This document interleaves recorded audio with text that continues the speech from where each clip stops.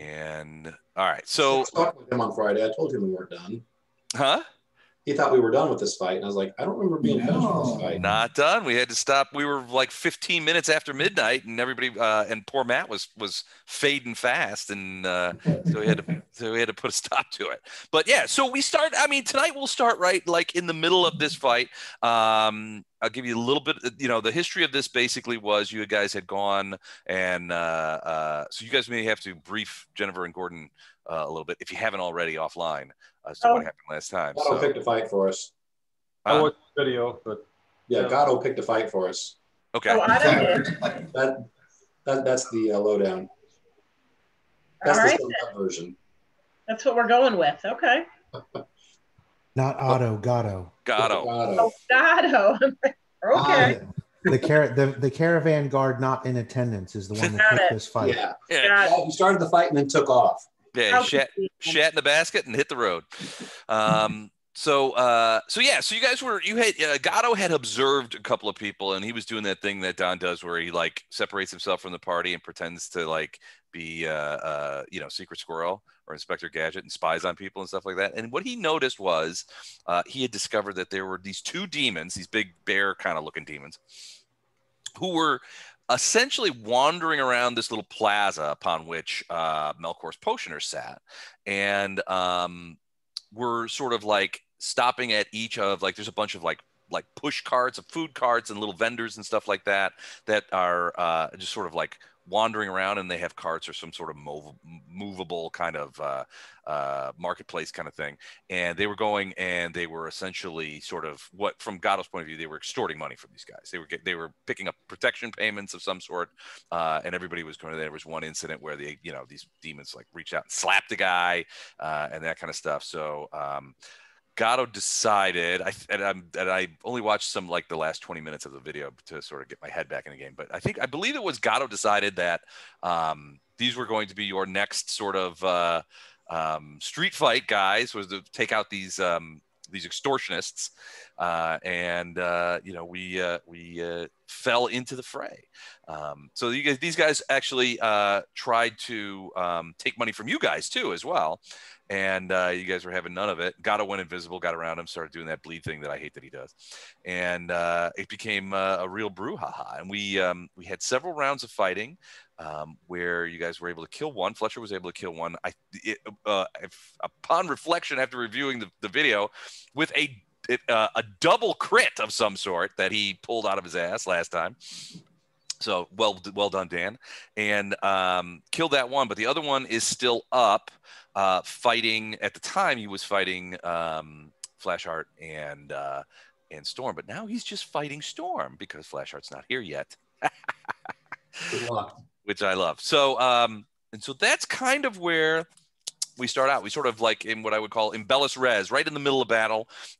We have the turn orders already. Farina, before we get started, I need you to weigh in and roll an initiative to get in the initiative order. So that and Bardos too. Oh, and Bardos too. Yeah, absolutely. I don't have Bardos's thing here, so I got to get Bardos on the thing. So speaking of Bardos, Gordon, I got your email. I've read it twice. I have some thoughts, but it's nothing we're going to be able to deal with tonight, I think, because it's comprehensive, and I want to make sure that I'm getting you a comprehensive answer. It's pretty simple. Do you like him or do you not like him? I like him, and I checked the box. It's not what I'm talking about here, though. I figured it'd take a while. I know. I'm trying to figure stuff out, and yeah. I want to be thoughtful about the answer rather than just dash off. Yeah, just do this, do that. So, so I'll need a day or two to sort of come back. But I will. But I did get it. I have read it, and I will get back to you on that. Cool. All right. So there's Bardos. Farina, you and Bardos check your hit points. Make sure that I've got it accurate because I had to pull those from the other. From the main character screen. Here comes Matt. We've dilly-dallied long enough for him. So see, this guy's still fighting Flashheart and Storm. I think Flashheart is going to have to be unconscious just for a little bit in this fight. I think, that the devastating blow that demon hit on him, I mean, normally would kill him, but I think in this case, it's just going to knock him out. Oh, hi, Matt. Hi guys, I'm just gotten home, so I'll be on in a couple minutes. Okay, you got some stuff to do? Was that the X-Man I saw peeking into the camera? Yeah, and then he realized he was on camera and he ran away. He ran away. Hey, X-Man. Hey, Les, I can't put my initiative on my character. It's not, I don't think we've resolved that thing because Gordon and I aren't sitting in the same room anymore. So I put it over on the side. It's 22. Can you? Oh, yeah, okay. I'm sorry. No problem at all. Okay, let me just, I got my little windows all over the dang place. All right, you got a 22? Yep. Okay, what's your bonus? What's my bonus? Yeah, what's your bonus? It's +8. 8. So okay. Yeah. Can you move your character, Jennifer? Or are you? I can move her, but I can't get an initiative on her. Oh, I didn't do it on your login. Probably is what's going on. I got to do it on your login. Yeah, I know we talked about it, but we never fixed it. I don't think. I have it here. I can do it. You want me to do it? Sure. No, she's already got a 22. Leave her alone. Yeah. And I'm not going to re-roll it, and you're certainly not going to roll it. That's what he meant. That's why he was grinning like that. All right, so there has been a crowd of people. The cart guys are sort of like standing around watching. There's passersby, people coming out. I mean, there's a fair amount. I mean, they're not on this map, obviously, but there's a fair amount of people that are like sort of standing around like, what are these guys doing, fighting these demons? And the fact that one's already down, I mean, everybody's kind of like, what in the what? That's not, that it's not even happening. But is there anything, before we just jump into battle, is there anything you guys want to clarify, talk about, bring up from last week? I know Jennifer and Gordon, you said that you'd watch the video, which obviously has everything, but is there any questions or anything on that stuff that anybody has before we jump in? I didn't watch the video, but I can jump in. Just curious if we have any buffs on that I don't know about. I don't. Prayer, I think. Chuck put bless on, didn't he? Or bless or prayer, one of those. Yeah, I can't remember. It should be bless. Oh, okay. It's the lesser of the two, so you get a +1 for everything. But do we get that even though we weren't here last time, Les? Or? Yeah, I think so. I think it's sort of, yeah, you would have been, so I can't imagine that. Your grandfathered in. Yeah, you take Gatto's bless. Yeah, you can take Gatto's bless. We're taking it away from him forever. All right, cool. All right, well then let's just jump. Let's start the madness, and the madness starts with Farina, the new girl. Oh hell, I can't get my hang on. Can't get bless on. What do you mean? Hang on, I'm just trying to get bless on. I'm sorry. What's the blue dot on Storm again? That means she's partially in the air. She's fighting from the air, if Got I it. recall Well, correctly. He landed there, so she's not in the air anymore. She's not in the air Remember, anymore. she dropped down and pounced on him, kind of landed on him and attacked. Okay. Then I will take the blue dot off. Oh hell. All right, Farina, you step into this plaza where there's this big, big statue and fountain and stuff like that, and you see everybody sort of like fighting these guys. They're like 9 feet tall, and I can just describe them real quick. They appear to be huge, hulking, ape-like creatures with bears' heads. They have 2 large, downward curving horns that come out of their head, and their fur is reddish black and matted with blood, and their hands end in razor-sharp claws. These 2 guys are less fur, matted blood fur, as they are wearing sort of these weird sort of bear-like business suits. Okay, let me. So they're wearing clothes. Let me skip was it the bad guy next, of course? He comes after you, yeah. I can't get my bless on, so I'll just go without it. What is the plus for bless? +1. +10. I like that. Was that +1. Let's go with 10. Yeah, I like that. That's one heck of a bless. Is that +1 on to hit or per damage? Just hit. just to hit. And saves, I believe, too. Yeah. Well, saves against fear. Okay. Sorry, I'll get that in a second here. Okay. So I have a clear line of sight on this guy. I can't really tell. Looks like I'm on. Yeah, because he's tall. Yeah, they're big. He's much taller than, he's not much taller than Storm, but he's much taller than Flashheart. Flashheart, yeah, Storm's behind him, so. That might hit. That might hit. Let me check. I got to make sure on that one. Hold on. That's actually it's actually a 35 with barely bless. a hit. Actually, that second one, the 14 is going to miss by quite a margin, actually. And are they evil? I'm guessing. They're demons, right? Yeah. They're just, one, in my opinion, they're just really misunderstood. I think. that wasn't my roll, by the way. Hang on. Okay. Hang on, that wasn't a roll. Just canceling out rolls. That sucked. I'm not taking that. Actually, it was a good roll, so I don't know if she'd do that. It's above average. How about that? 24 points of damage. Okay. Holy, right? Remind me, your bow is marked for holy, right? Yep. Yeah. All right. That's I'm not good. sure I did that right. That's 2D. Yeah, it's actually 4. I think it's 4 less. Isn't it 4D6? And I think you said before it was +4. Well, it was +6, but I'm with the gravity bow. Right now it's saying +8. Jeez, I got to get all my bugs off. Then run with it. Just leave it Yeah, like I'll change it if it's wrong. Let me fix my stuff up on my back sheet. Sorry. Okay. I'll change it if it's wrong. 24 points of damage. Got it. All right. So that arrow slams into this creature and it lets out a bellow. And it just makes him more angry. He's not sure who did it to him because you're kind of far away, but he's gonna focus that anger probably. He shot him in the butt, so he thinks it's flash art. Are there more bad? Are these the only 2 bad guys I see? Well, yeah. I mean, you don't see Gato, so yeah, that just one's the a one. pile. Yes, you You don't see Gato. Okay, I'm just gonna send Otto down here. Okay. Remind me what the radius is on him.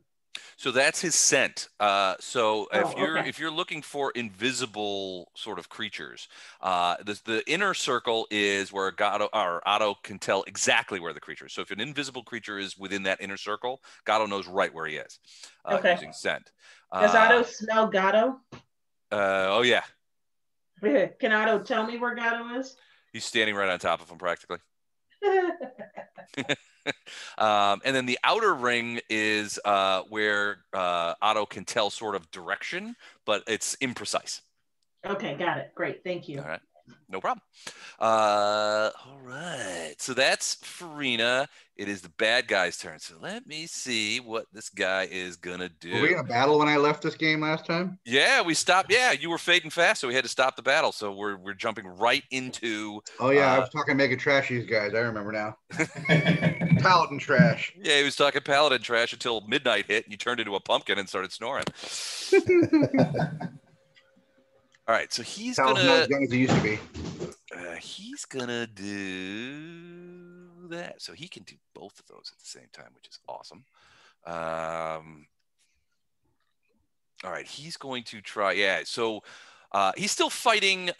Essentially, he's fighting Storm, and he has been since the battle began because he recognizes. Continues to recognize her as the person who's done the most. Well, maybe not the most, but a fair amount of damage.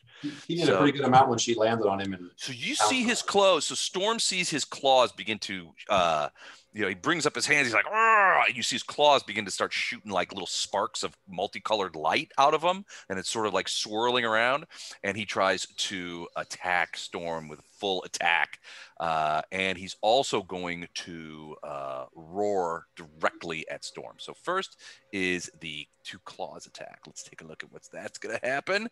So that's a pretty solid roll there. Hold on just a second. Let me see. Here we go. All right, first claw, second claw.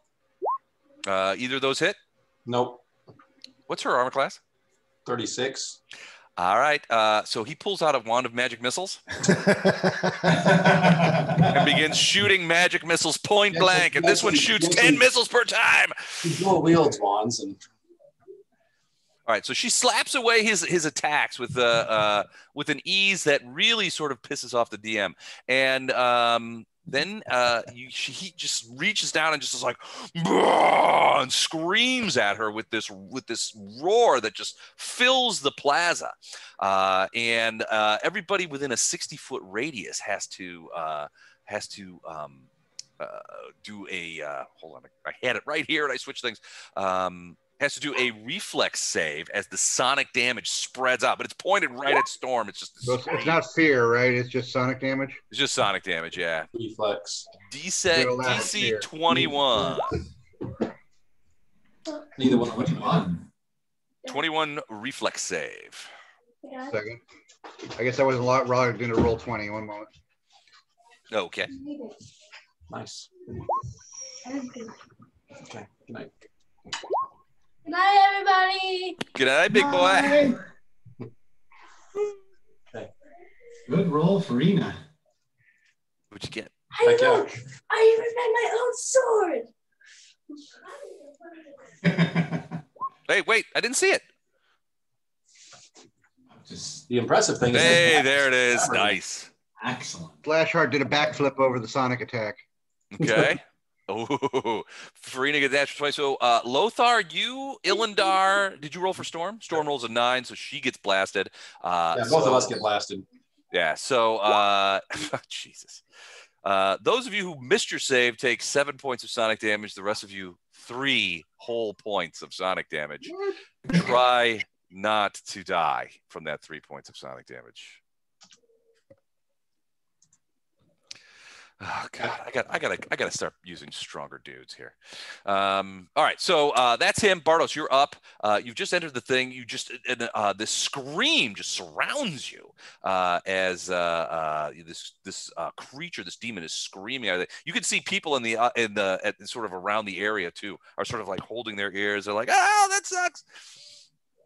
From the sonic attack. I'm not feeling like I'm going to do a spell right now, so I'm just going to hang back and look around and see if anybody's trying to attack us from the back, or if there's any more friends coming or anything like that. Give me a perception check. We have an audience, don't we? Kind of, yeah. I mean, you guys are out in sort of this plaza near a shopping area. There's a lot of these cart guys that these guys were extorting. There's a lot of open shops, passersby on the street. So there's a fair amount of people. Probably some business up for us. Like, probably are you not entertained? Probably 50 or 60 people, all sort of like either walking away quickly or stopping and staring, or what have you. Why don't you start taking wagers for us there, Gordon? You know, start working at I think we would have gotten better odds before one of them. Who's got the action? Who's got the action? Prime, the pros from Prime here to fight. Go against the bear demons with the sonic damage. Who's got 2-1? He's doing those kind of signals for like they do in the Chicago Mercantile Exchange. Mm-hmm. All right, so Bartos, you look around. It doesn't look like anybody's getting involved. Everybody's just is basically watching to see what happens. Your guess is that this isn't a sort of getting involved in other people's fights sort of town, but picking the bones after the fight is over sort of town might be part of the thing. So yeah, nobody's great for them. Nobody's approaching or anything like that. In fact, if anything, they've backed off a bit. But there's a lot of people watching. Probably 30 or 40 people who are actively watching to see how this turns out, including all the cart guys that these guys were extorting. We're going to need to get some cards and sigils pointed out so they can go, start, checking our website afterwards. What was it? The QR codes? Right. You're going to have to get some calling cards with the abyssal QR codes. Exactly. Yeah. Bartos and Ilindar are working on those. Perfect. All right. Speaking of QR codes, Flashheart, you're up. All right. So you are in flanking position with Storm. This guy has just screamed in Storm's face. You managed to get avoid the brunt of the sonic damage, but this guy is growing angrier and angrier, and he's starting to turn into a whirlwind over there. The flanking is +2. +2, indeed. Ooh. In with radiance. I'll take the second one. Well, that is a fumble, but an unconfirmed fumble. So your attack is ruined, but it's not a confirmed fumble. You didn't fumble crit. So that was fairly lucky. You just happen to miss, and you hear some people are like, "Oh, that was a bad one." As I'll spin around like I meant to do that. Off the cobblestones. You're kind of gonna go full Pee-wee on this one and say, "I meant to do that," kind of thing. Hey, there she is. How you doing, Kenna? Do I need to come vouch for this guy? No, we know he's terrible. Yeah. Okay. It wouldn't do anything. I think I know for my wife that see you, Kenna. Yeah. Nice, sweetheart. Kenna's awesome. All right, so Flashheart, you are done-a-rooney. Fletcher, how about you? I'll try to turn like when you trip and you try to do a little dance after. That's what I'm trying to do. Right. Sure, I meant to do that. Try to stick the landing. Work the crowd. All right, 5-foot step to there, and I yell out. I've decided that Fletcher actually believes that these are tax collectors. Okay. Being chaotic good, there's nothing more lawful evil in the world than a tax collector. So he's pretty much, yeah. So he, with a yell of Death to tax collectors. Taxation is theft. 35 and he hits them. Taxation might be theft on the basis of that strike. And that is also hit the double hammer. Wait, you're still using the hammer, right? Yeah, sorry, Les, I forgot to take the -5 out of there. That's a 26 for the second attack. 26 is still going to be a hit, although less impressive. Yeah, less impressive. Got him in the knee with that one. All right, so 2 hits. Damage from the first one. Ooh, 27. And do you have the holy descriptor on your weapon as well? Yeah. How did you guys acquire all these holy weapons? Because we knew we were drinking this. Yes. Okay. This was in the tomb of the Dwarven Paladin. I got to start smoking pot instead of drinking whiskey. 26. Another one. Okay. Look at this. 2 ones. ones. Oh, well, that's not total ones, but man, that's some modest hammer damages, but still 2 hits from that hammer. All that holy damage passes through their DR, which frankly I hate, and that's some solid hits. He's knocked sideways by this. I mean, just like, he's looking around like, what the hell did that happen? You got him in the shoulder once, and then he sort of like staggered backward, and the next one slid a little bit, got him in the thigh. But he's like, I mean, you can hear like the bone structure crunching under there. A couple of broken ribs, probably a fractured femur. This guy is staggering around and just bellowing in pain. Hey, Les, since I only took a 5-foot step, then just a quick side action, can I do a simple acrobatics move of some sort? It depends on how simple. Potentially, like sure. DC 15. Because I've got a 14 acrobatics skill, so DC 15 means I automatically make it. Okay. What are you trying to do? A pirouette or a quick somersault, just because I know we have an audience. So you're fancying it up a little bit. All right, I like that. I like it. So yeah, so there's tell you what, give me roll. Go ahead and roll the acrobatics check. There's some scattered clapping, but you're not, it wasn't the standing ovation that, there's a little bit of like this. Yeah, you look right there, the same as with Flash Art, since he's trying to recover from the fumble. Yeah, both of you are like saying, you guys are both saying ta-da at the same time. And everyone is like, what the hell is with these primes, man? Everything's a show. All right, Lothar, you're up. All right, so based on the height of the creature. He's big. Yeah, is me firing in there going to be an issue without having whatever, point blank or whatever the one is to fire in the melee? Well, yeah, I mean, it will be because there's a bunch of people. We're not having precise shot. Yeah. I'm sorry, what? Yeah. He's not big enough where he's like, you have a completely uninterrupted target. I mean, there's still guys there. They're reaching around. The weapons are flailing about. So yeah, I mean, even though he's big, he's only compared to like Flashheart and Fletcher's 6 feet tall. He's only about 9 feet tall. So yeah, there's room, but it's not enough to give you a clear shot. Okay. Well, then a mechanically clear shot. Right. I'm not going to try that because I don't have precise shot. I don't really want to shoot Flashheart in the backside. No, you should totally try it. I should totally try it. That would make it interesting. It'd make it a memorable fight. Oh, yeah. So I'm going to move over here. I'll tell you what, if you do shoot him in the ass, that's 2 notoriety right there. I'm going to move over right here, and then that's it. Okay, you're just maneuvering? Yeah. No spells or anything? No. Okay, Ilindar. This may finish it. I hate to say. Yeah, I think Norm's gonna fumble. Come on, fumble. Come on, Natty 1 on the first attack. Okay, 19 bite. That's a miss. Whoops. Oh, somebody wants to come in. Matt Meadows coming back in. Okay. All right, so that's a miss. 17 claw is a miss. 24 claw is also a miss. And then she fumbles. And then she fumbles. Wow, I can't believe he managed to live through that attack. So pleased. Those are some horrible rolls. Do all of those include +1 for bless? No. Does 25 hit? Actually, those are all +3 because the flank and the bless. Oh, I hate you. All right, so the 24 claw is a hit. 19 points of damage, 4 points of holy damage. Even with the thing, it's still 13. He goes down. Boom. She finishes him off, and he goes down in a heap.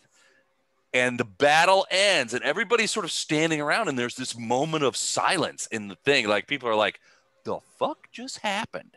And you guys sort of like are looking around. What do you do? We beat Gatto to the looting.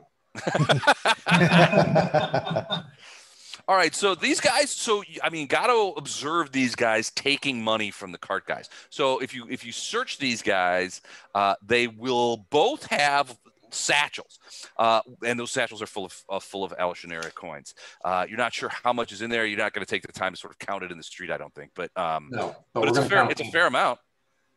So how much? Like I said, we're not going to count it here, but once we get away somewhere, we'll count it. How much do I put on the sheet? So you're not going to like give it back? Are we going to give it back to the people who were extorted get from? more points for giving this money back. Just throw it into the crowd or something. Okay, we're in the abyss, right? And everyone here is evil. Not everyone. Your guys are not. But nothing's more evil than a tax collector. Well, and I get that, but the whole purpose to this fight was notoriety. And I think that if we do the Robin Hood thing in the middle of the abyss, that would be a greater bit of notoriety. So you're going to take evil people's word on how much they actually took from each one of them? Oh no, I would just throw it in the street and watch them scrap for it. Yeah. We can start like a lot more fights by letting them fight amongst themselves for the money. Yeah, you could just like, so they were taking it from specifically they were taking it from the cart guys, and they've probably gotten through maybe 15 or 20 of these carts all up and down the street before they came up to you and were like, hey, tax collecting time. Theoretically, you could just say, shake the satchels in front of everybody, wave to the cart guys and sort of throw them down in the street and walk away, like walking away from an exploding helicopter or something. Just don't look back and sort of swarm it. I don't know. There's a couple of ways you could go about it. I'll go with group on this one. Whatever everybody says, I'm good with. Do you guys want to email Don to see what he has to say? No. Where is Don tonight? He's down at the lake house with Bob. Last trip down there. After we decide what to do, if we just throw it back in the crowd, then email Don so we can know he's crying. Your guess is about 350 gold pieces in the satchel, split between the two satchels. A lot of different denominations, though. Now, I would say just flip the lid of the satchel open and sling the coins all throughout the street. Hey, buddy, you have a member. What was that, Matt? Oh, he's talking to Zay. Sorry. I thought he was talking to us. So, yeah. We'll wait for Fletcher to walk up and stand on the last guy that got killed and we said no really loud, and then we'll we'll let taxes and then throw them. I declare a tax holiday for the abyss. So Fletcher I'm envisioning it this way. You grab both bags, you yell out, no more taxes, taxation is theft. And you just sort of like throw the coins off into the plaza kind of thing. Yep. Nice. That's awesome. All right, cool. Let me write that down real quick. I assume these guys don't have any items on them. Yeah, do they have anything else on them? No, nothing. They're wearing, so weirdly for this kind of demon, they're wearing clothing. So they have various kinds of clothes on, but there's nothing in those clothes. And they're not wearing any jewelry or anything. You get the impression that these are sort of trumped up thugs, for lack of a better term. You don't think that they were actual tax collectors. You're pretty sure there's no tax in this town. This doesn't strike me. Yeah. So you throw these out and people, so there's a tentative, when you throw that, you're like, down with tax collectors, you throw the coins out, and there's this weird moment where everybody is sort of watching and quiet, and then one guy down the way, probably 50 yards down the street, pops up around the side of his cart and sort of runs up and starts grabbing the coins. And then the next thing you know, everybody from both sides of the street, the cart guys, the watch passersby, they all sort of converge on those two bags that are spilled out into the street and begin grabbing at the coins. And you're just like, yes, chaos. That's what we wanted. Okay. Very cool. So, and we casually walk away. Then you casually walk away. Explosions in the background. You're not looking. Did we figure out a name for our group yet? There were some not very good ideas, but I don't think anything was settled. Because this would be a good time to say, courtesy of the... Right, we say that even though... Courtesy of we haven't thought of our name yet. Characters have already thought of something cool, and that's what we tell them. All right. The Optimus Prime Primes. time. Optimus Primes. There we go. That was the best. That was the best of a bad batch. I have a feeling. Not by much. I said we go back with that sliding scale. Prime time and anti-crime. How about that? What's that? Prime time and anti-crime. The PTAC. Yeah. PTAC. I'm gonna let somebody else do it. All this creative talent on this game, and Are we the Judean People's Front or the People's Front of Judea? Splitters. Oh, that's perfect. The People's Liberation. I like that one. The Prime Material Plane Liberation Front. There we go. The Prime Liberation Front. There we go. PLF. Are you the Liberation Front of Primes? As opposed to the Liberation Front of Primes. That's what I was going to say. No, totally different groups. Splitters. All right, so so you guys depart this plaza. There are some shocked looks from the demons and creatures that are sort of thing, but things very, very sort of quickly return to normal, and it's a regular commercial street. You go past Melkor's again, and sort of on the way back. And I don't know, are you guys heading back to where are you guys going now? Are you heading back to the Worm and Pyre, or this was later in the day, wasn't it? Mm-hmm. Okay, I think this was the last stop for this day. Wasn't our little poopy vodka friend going to hook us up with a? Yeah, he gave us a. Basically, he basically said give them either a time or a location or something like that. Okay. Well, let's plan that out for when we get back. We already did that, and we sent him away with whatever our choice was, and so we're waiting for him to come back with the other. I think you guys said the time. No, we said the place. Oh yeah, we did. Place. Yeah, Okay. we picked that square that's not far from the Worm and Pyre because it's out in the middle open. That's right. That's right. So that we can put something together if we feel like we need to. So we were waiting on the time. Right. Okay. So yeah, we sent him away, and we're waiting to hear back from him on what the time is. Gotcha. All right. So you guys head back to the Worm and Pyre. Yeah, and I'm sorry, I don't remember. Did the guy come back and tell me the information he had about Sivar and Jesker? Yeah, if you want to, we can go back through that. So Felipe, the hotel guy, did come back, and but we can revisit that real quick. Well, no, if I have the information, whatever it was, I don't personally remember, but we'll move on from there. But yeah. Well, you were sort of leaning. So there was like 7 different or 5 different places that he found out that had various iterations of Prime Material Plane, Male, right. Spirit. And we picked 2 of them. Right. So you picked one. There was a place that embodied souls.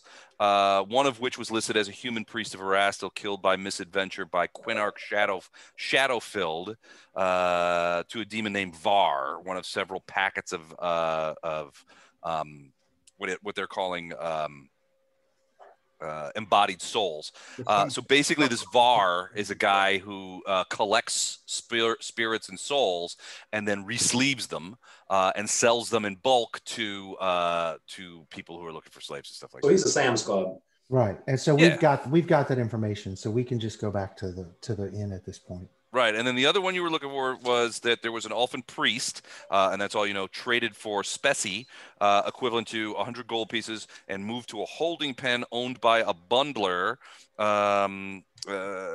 There hasn't been any reread to that, but theoretically the guy could still be there. Now, this bundler is very interesting. So Felipe would have told you that this bundler, his headquarters, where he does his work, is it's on the back of an immense demonic turtle. So that'll be fun. That's right. No, it's a whale. That's what I'm getting to take back with me, right? Well, the whales are transport creatures, and they're all above the city all the time, floating back and forth.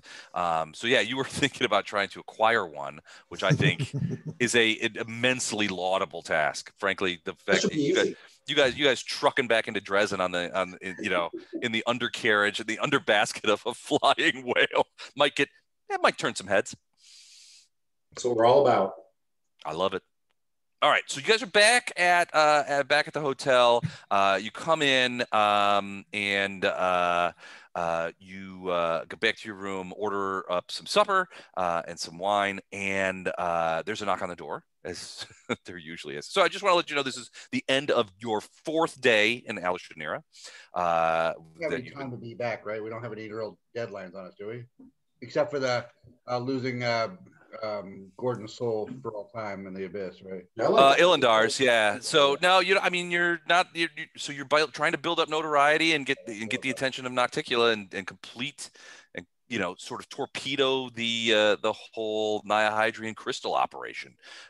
Here, you've killed the refinery. Now you're trying to get into Nocticula so that you can convince her not to make a deal with one of the other demonesses in charge of this thing, and you're trying to sort of build up a name in town so that she notices you, and you can get a meeting. What's the word? An audience. Yeah. So that's kind of. So there is a knock at the door. You ignore it. Obviously.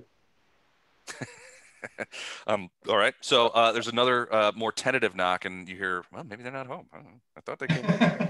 All right. Did they come in? I don't know. What? I'll open the door until they look at me, and then I'll slam the door. Slam it. Sir.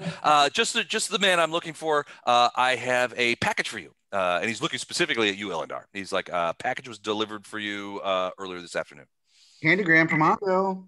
And so it's a package. It's a square box. It's probably 1.5 feet tall by maybe 1 foot and wide, sort of like a rectangle up on its side. Heavy, and there is a parchment or scroll attached with a big ribbon to the top of it. Instead of Amazon Prime, it's Alusinyrran 4 Prime. Alusinyrran Prime. I love it. You guys have to pay.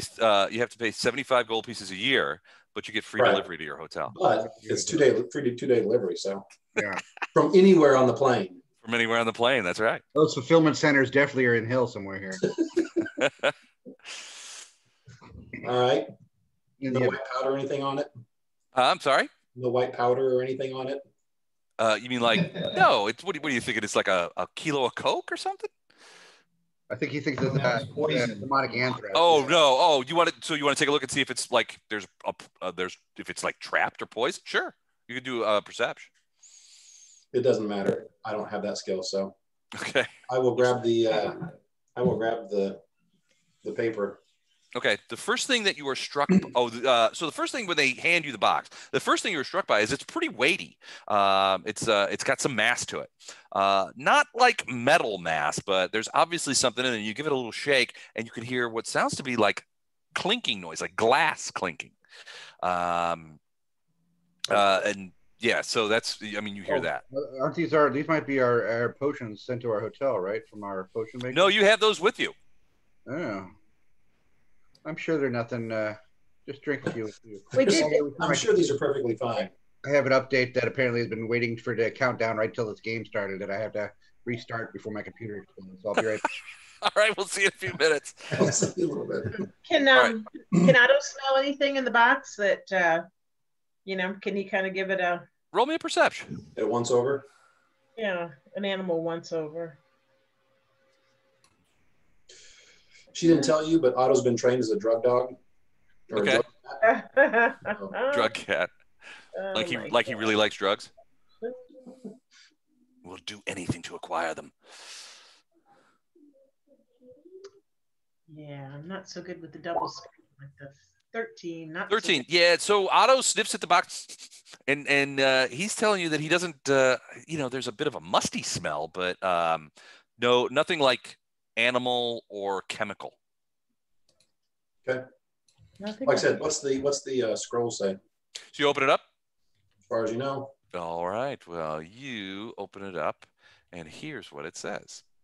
You open up a scroll, and it's on this great vellum, and it says, "You are cordially invited, Messrs. Alusinyrran and Mere Deduis of House Drugir, 14th House of Menzel Varanzan, with utmost respect and cordiality, invite you, Drizzt Do'Urden, and guests to a feast in honor of House Banray and their local representatives currently abiding in Alusinyrran.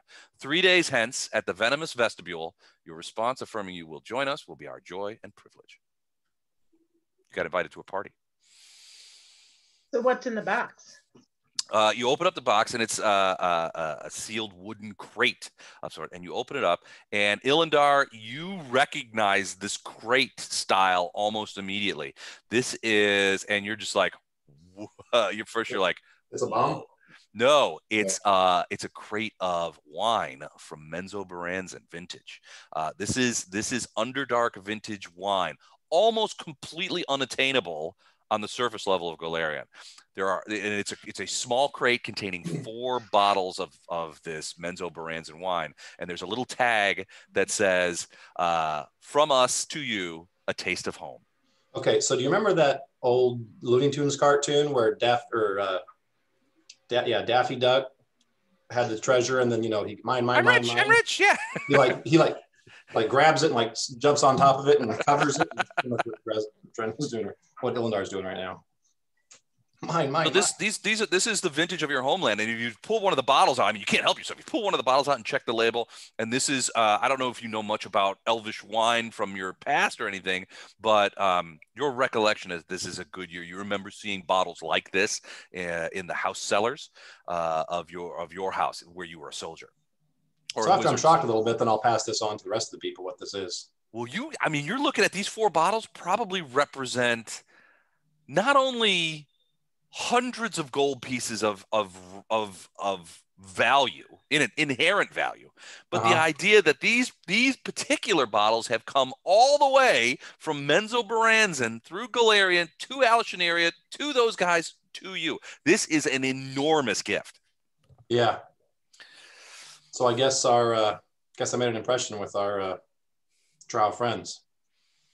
So the guy at the door says, as he says, look, there was a request that I return to I return with some any message for the deliverers kind of thing,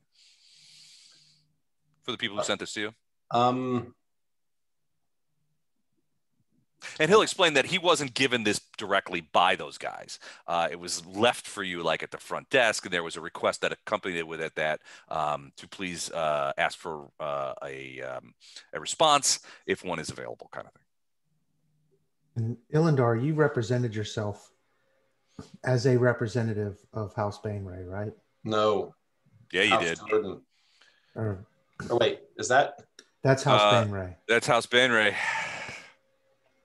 So the only thing that concerns me about this is that the word representative has an S on the end. Hang on, let me read through this. Is that the only thing that concerns you? Well, no.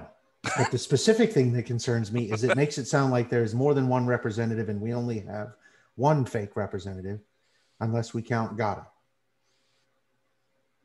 So the question is, do they expect Ilindar and Gatto, or are there others? Well, he said guests too. So all right, he invited us, but what I'm getting at is who needs to go? So what's my house again? Well, no, his actual house is. Hold on, I sent it to you. So these are the 2 that I met. I know this. These are the 2 I met downstairs. The 2 names at the top. Yep.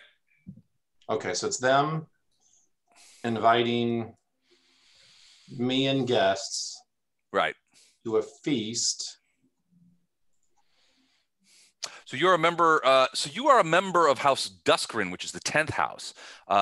You are. So you were a noble-born wizard, one of 12 male house wizards, but they're not massively respected among them. Technically, no. Sisaran is your adopted name, isn't it? Sure. That's probably the name I switched to whenever I got to the surface. Okay. Yeah, it's basically everyone kind of assumes that your last name is a transposition of the Drowish word Selutar, which means high caster or disciple of the art kind of thing, high mages, which according to me seems a little braggy, but hey, you can take the drow out of Menzo Baranzan, but you can't take the Menzo Baranzan out of the drow. Yeah. Ego comes with the territory. Right. So yeah, you're House Duskrin, 10th house, but your house is not huge. It's actually kind of a small house. A lot of soldiers. Right. Because of their precarious the house position. that I'm pretending to be is House Bainray. Is House Bainray. the lead house in Menzoberranzan for the last several centuries, if not longer. So basically, they're just inviting us to a feast in your honor. In my honor, huh? Did you tell him your name was Driss Duorden? Is that why that name's on there? Yeah. He did. Isn't he kind of a notorious criminal in Menzoberranzan? I'm thinking, since that's D&D 3.5, that name means nothing in this world. Okay. It was just something that Mike Phillips, the player, came up with. What was in the box? Was it Gwyneth Paltrow's head? Yeah. What's in the box? What's in the box? So I just want to do this. So they're just inviting me and all of you. They were like, so the guy is just a representative of the front desk, like a concierge. He's like, look, if there's no response at this point, that's okay. I can just tell them there's no response at this point. You know what? I'm going to keep with the ruse that I set up before, that I'm super busy and just can't be bugged, and just tell them, whatever flashy thank you very much for this, this gift. I don't know much about Drow, but is being polite the right way to go, or do you for nobility send the head of a messenger back in a box? No, nobility, yes, it is, but there's always an ulterior motive to that kindness. But yeah, you would be proper to them, but yeah, you'd have 6 other angles of why you're doing that. I always thought dark elves were lawful good, and I'm reading these Driss Duorden books now, and they're like totally chaotic evil. I don't know, or not lawful good, lawful. I thought they were lawful evil. I thought they were structured and lawful, but they're not at all. I mean, some of them are. Their houses are. That's a very they've got structure, but it's all designed to basically, if you don't get caught, you can do whatever the hell you want, which is a very if you don't get caught, yeah. Mike, so here's what you do to see if you have a trust with him. You cast exploding runes on a parchment, right? you put it in a box. Say, hey, I need you to hold this box of safekeeping for me. Please don't open it. This is very important to the noble houses of my clan, and I'm trusting you with this important thing until I can retrieve it from you in Menzoberranzan. I'm gonna basically do a very noble thing, tell them thank you very much. Flowery. Yeah, thank you very much for the gracious gift. I will let you know by, I don't know, tomorrow, whether or not I can make your event or whatever, whatever they're talking about here. All right, so basically kicking the can down the road. Yeah. Okay. Because I did tell them in the beginning that, yeah, I was busy, couldn't be bothered, and I mean that's the whole vibe that I started off with. That yes, we'll do business, but I can't do this right now. Gotcha. Okay. So I'm going to keep with that vibe, and I'll let you know by tomorrow whether or not I can make that. Okay, we will send that. And I'll give them 10 gold for a tip. Oh, nice. Don't forget to mark off these gold pieces, by the way. Okay, cool. Excellent. All right. Let's start taking some money off all the people we kill in the street here, just as for tip money. Just a little bit, off the top, just for tip money. Oh, I already took some out of the stuff that, whenever... Wait, do you need to check whenever Fletcher was dumping the money all over? Yeah, something that Paladin would not do. Do we have to check the Paladin book on stealing tip money?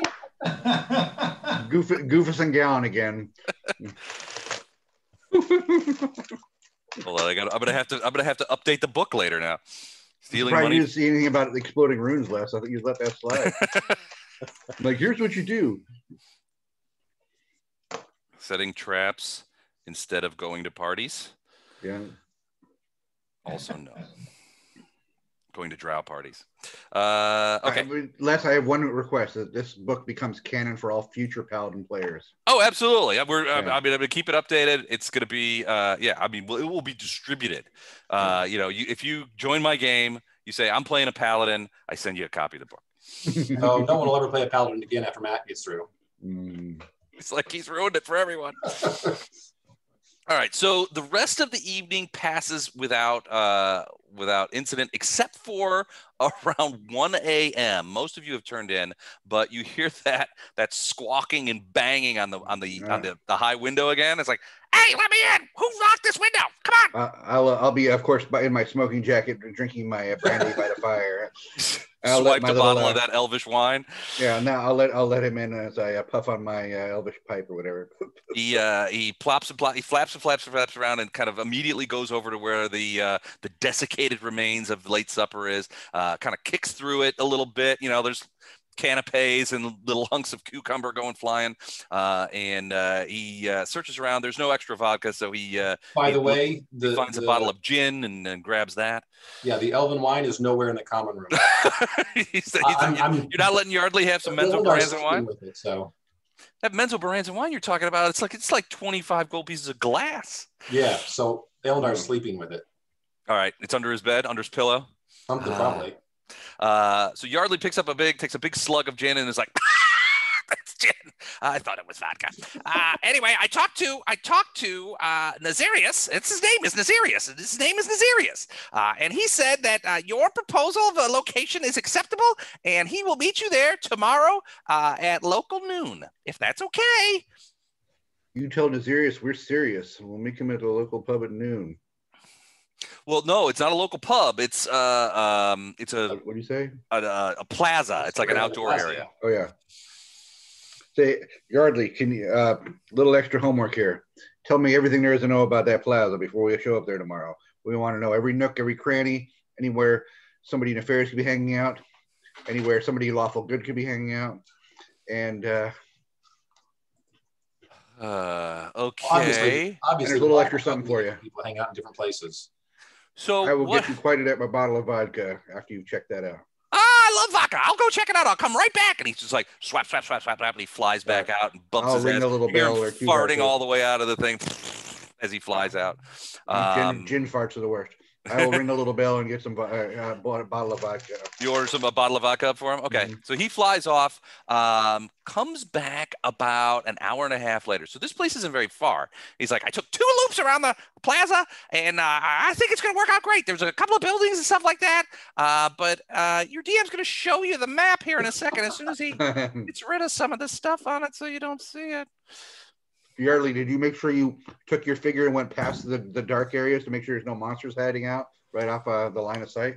Well, what he's saying is it's a big plaza, so there's a lot of people there, like a lot of creatures hang out there. So I'm gonna put us over to you. So if you see any creatures, let me know because you're not supposed to. So I was asking Yeardly to cheat for us.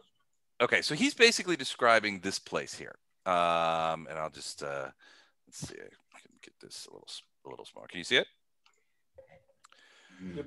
So it's a big, wide open plaza with a few buildings around it, including this one large building, which is some sort of tavern or inn. But there's a lot of, there's a little statue here, and there's a lot of little shops and stuff like that. And there's, generally speaking, a fair amount of people kind of like kicking around, even all hours of the day and night. It's a little commercial area. There's a lot of space. It's pretty wide open. So it could, it doesn't look like there's a lot of buildings, but they're all sort of commercial buildings, little shops, things like that. Like I said, this one is sort of an inn. There's a little beer garden up here on the thing. So is there anywhere that we could put our ranged party members to be standing, like a storm drop off while the others of us meet the contact in a plaza? Well, this inn has several levels, including a couple of balconies that overlook the plaza. You could probably easily get in there and get a pitcher of ale and go up to the balcony and be in a position to fire something. Rain hell down. That would be a good arena position. Are we meeting by the statue here? He said just sit in the plaza, so you're not sure. This is the plaza, basically, right? Yeah. So there's a well or a fountain and a statue. Okay.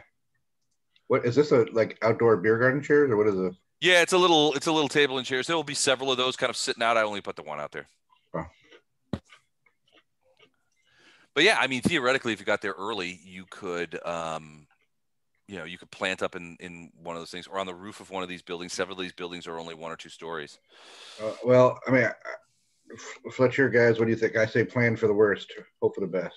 Yeah, I mean, Maria's all about that. She really doesn't want to be involved in the meeting, but she'd be glad to put some cover. Put an arrow through somebody's eye if they get twitchy. As required. Mm-hmm. I'll be in the plaza. I think I'm terrible with a bow, and Even worse with a holy sword. That swing was my best. What are these ice cream cone things, Les? Those are the torches that. So those are torches. They allow light to illuminate the map. So I made a token. It's just a little torch. Looks like ice cream. Yeah, it kind of does. I made them so that I can pop them in. Wait, we definitely want to collect those guys so we can illuminate every one of Les's maps going forward. No, that would be wrong. Do we know which building they're meeting at? Exactly where they're meeting? They said the plaza, so your guess is that they'll be outside. I mean, that was what you kind of specified. You guys didn't want to be inside a building. You wanted a wide open space is what Lothar wanted. Am I accurate there, Chuck? Yeah. I think Fletcher and I should probably be down in the plaza. Who actually contacted him? Is that you, Mike? Do what? Who actually sent the contact to this person? It was Lothar. Lothar, okay. Sent Yeardly. I think Lothar should probably be down with us too if he's comfortable with that, and then maybe Bardos and Ilinar and Storm are going to be down there too. So the evolution of how this meeting progressed is Lothar didn't actually send Yeardly to go find out about this guy Nazarius. He sent Yeardly to go find out what he could about Minago, and then Yeardly came back and said, "Hey, I went looking for Minago, but I ended up talking to this guy Nazarius, who says he was really interested in meeting you guys, and he mentioned the name fuck, I can never remember this. The name of the female." Yaniel. I always want to say, Yaniel of Iomade. And he mentioned the name Yaniel. That he said, and Yeardly was like, he said you guys would know what that meant. So it's obvious that this guy, Nazarius, has at least some knowledge of what Minago was doing on the prime material plane. Maybe we should ask somebody to look up Nazarius before we meet with him. Well, and actually, Flashheart, I think, is the one that set up this meeting. Because he's the one who has a problem with the demon running around pretending to be an Iomedean palate. Right. It's a good point. I mean, it's offensive to you too, Lothar, but it doesn't quite offend your sensibilities as much as it does. I would say let's keep the squishies either protected by the range folks or out of sight. Well, at least Fletcher and I are down in a plaza. Ilandar's going to be down there with you guys just because he's got Storm there and Bardos and everybody, and Farina, everybody want to. Lothar want to be nearby. I'm taking probably from a range position. That's got better protection for an archer, less of all these buildings. None of them are really sort of. I mean, none of them have balconies. If you were going to go roof. Probably this one over here is probably the best perch. It's got a crenellated roof that's flat, or at least you think it's flat on the top. Is it one story? It's 2-story, so it will give you about 20-foot clearance over the. You'll be 30 feet in the air on the top of that building. The other ones, the balconies. The balcony of this tavern is probably another story higher, so you would be 45 to 50 feet in the air in the balcony, and it does have like a railing, but the space that you would for maneuverability would be smaller. I guess it's so if somebody was coming from the balcony, they'd be able to see anybody on top of that building because the balcony's the beer garden's higher, is what you're saying. Correct. Yeah. Okay. Bardos, are you going to be in the plaza? I'll probably hang back and kind of be on the periphery somewhere. Can I leave Otto with you? I'd like to just tag Otto along with one of you guys. I'm going to have him follow you, if that's okay. Yep. Before we leave here, maybe the master of this place of the Worm Empire? Yes, whose name is escaping me. Belisarius? Belisarius. Maybe he has he's got his who's who of the demonic planes here. Yeah, you could ask. I mean, it's late at night, so I mean, it's like at this point, it's like 3:00 in the morning when Yeardly comes back with the description of the thing, and you guys are essentially talking about this at breakfast after breakfast is delivered. You could send a message that you wish to pose a question to Belisarius when he has a moment, if that's what you want to do. Yeah, it's like just has he heard the name, or does he have any information on this? No, oh my gosh, Nazarius. Nazarius.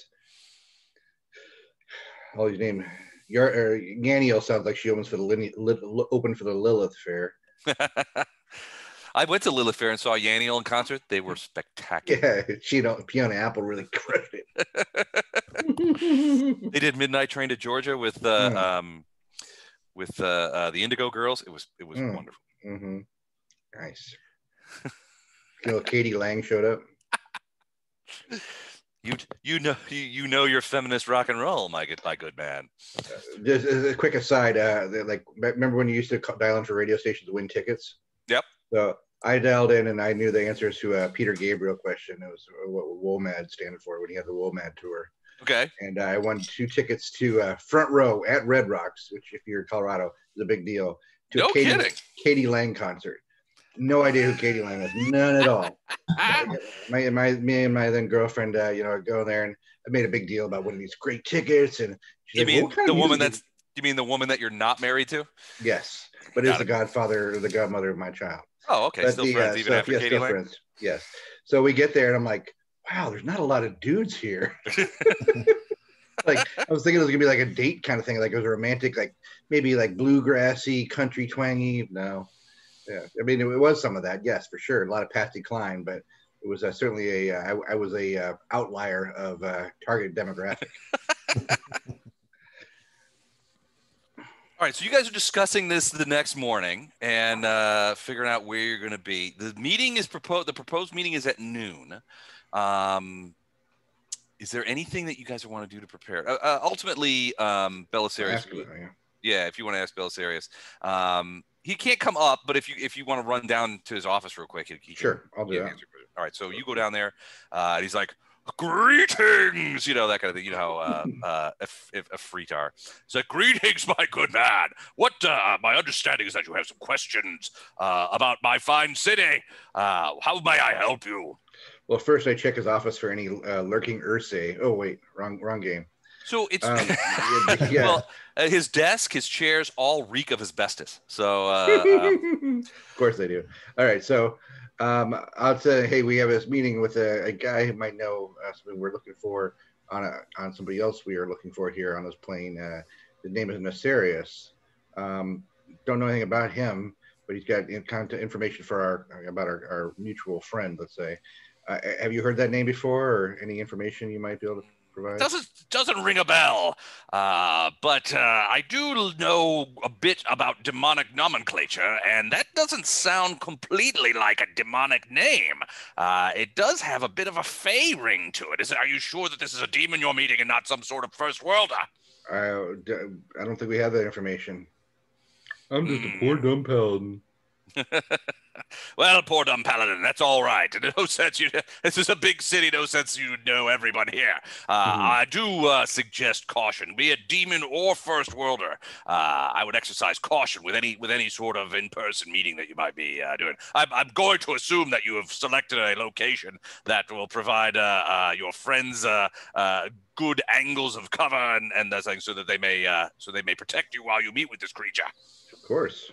Excellent. I knew your tactical mind was of sufficient quality to, otherwise you wouldn't be here for very long. I can grant you that. I'm sorry I couldn't be as much help as you wished, though. No, that's pretty good. I was thinking, like, do you remember the old Who's Who books you could get, like, of like various families? They don't have those anymore. Oh yeah, like the old like society page. Kind of thing? Society page. I just want to know if he had a society page. What the hell did they? I know what you're talking about. There was it's like the Book of Names or some shit. Yeah.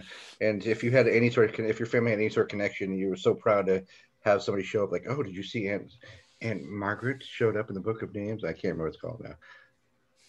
Book of Names sounds so Cthulhu-esque. Yeah. It does, kind of like Book of Names of the Damned, that kind of thing. Yeah. But yeah, no, he doesn't know him. But he says the name doesn't sound like a demon name. Okay. Which is weird. Yeah, he says it kind of rings of Fae, but I mean, it could be anything. I'm gonna go huddle up with the crew here to say, how many Fae enemies do we have? I can't think of any off the top of my head, but it's been a long, protracted campaign. There's no telling. Bardos knows a little bit about the Fae. Yeah, I didn't make it. Yeah. Oh yeah, Bardos. This sounds like a Fae. And by Bardos, I mean Gordon. Gordon knows a boatload about the first world and the Fae. Gordon, I was saying that that Flashheart, when he was getting grief for becoming asking about torture, that I was becoming like Inquisitor Glockter, slowly from that the first law books. I haven't read those. Honestly, Matt, at the end of this campaign, I'm going to be surprised if you're still a paladin. Honestly. Yeah, you can bring a paladin to the abyss, but you can't bring the abyss. Wait, no, yeah, that didn't work. Oh yeah, I'll think of this parable. And it's going to be your lack of ability to write parables, which is going to be your downfall from a paladin standpoint. Hey, so far, Naomi AI, I've been doing her bidding on a regular basis, including Dan, this thing are right you here. muted? Am I? Oh no, there you can hear you. You just faint. What were you saying? I said, in all fairness, Matt always said this was a very weird paladin. Yeah. Ending with his order. I will send that. Yeah. In fact, when I'm not talking, I'll go find that little story and send it along. Awesome. All right. So who's gonna be where? I'm gonna send you guys back to the Worm and Pyre as we sort through what you guys are gonna do. Yes, I did a knowledge nature 20, mm-hmm. just to see what the status of Fae are in this area, if they're common or very uncommon, or so they would be very uncommon here. So Fae, I mean, and you're talking first world Fae. Yeah, so it's a weird sort of Venn diagram you're looking at here. So Fae run the gamut of evil to good. You know that. They're also almost to a creatures of chaos. They're chaotic. But which the abyss is also a chaotic place, although leaning towards evil. So the more you think about it, the more you're like, there could be chaotic evil Fae here who would feel comfortable here, and even chaotic neutral Fae might find a purpose here if it was a commercially oriented kind of thing.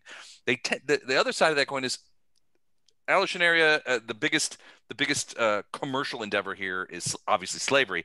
And what you know of Fae is that Faes are very much about personal freedom. Even the chaotic evil ones are about personal freedom. You can't imagine any sort of first worlders or Fae that would be involved in the slave trade. It would be anathema to them. But that wouldn't necessarily mean that they couldn't be here in Alusinyrran doing other things. Yeah. Makes sense. Okay. All right. So the meeting's at noon. What are you guys going to do in the meantime? It's probably about 9:30 when you guys are sort of wrapping up breakfast and talking about this sort of thing. Try not to look like tourists. I don't think there's much chance of that. That's going to happen. Unless you guys grow some horns. Bardos is going to work on making magic stuff. Okay. All right. So you guys are going to pass the rest of the day. What time do you get prepare for the meeting? Are you going to go there early? Are you going to what are you going to do? I think we should go there early, at least we could show up in a couple different groups here. Like the people who are going to the plaza can show up last, but everybody else should probably be there a little early to set up and take positions. So how about we get there like 30 minutes early and start setting up? Okay. Hell, we can get there 6 hours early if anybody really is super paranoid. But also, anybody who's at the higher levels, are you going to leave Storm up with them, or is Storm going to be in the plaza? No, Storm's going to be in the plaza with Ilundar. Okay. Sounds good. All right, hold on a sec. People have to get less nervy if Storm's sitting right over our shoulder. Mm-hmm.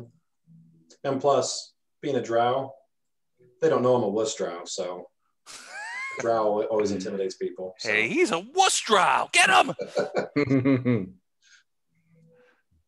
right, hold on a second. Let me copy these over.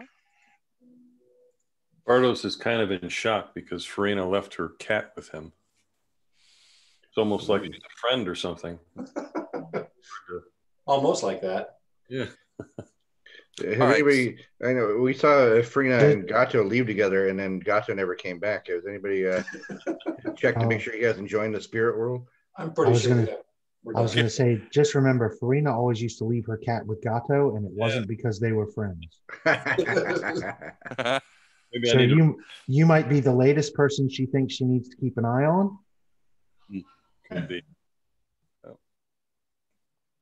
Okay, I think I got everybody. All right, so so who's entering the plaza at a half an hour, and when are the rest? So you guys are splitting up. There's going to be the advanced team and the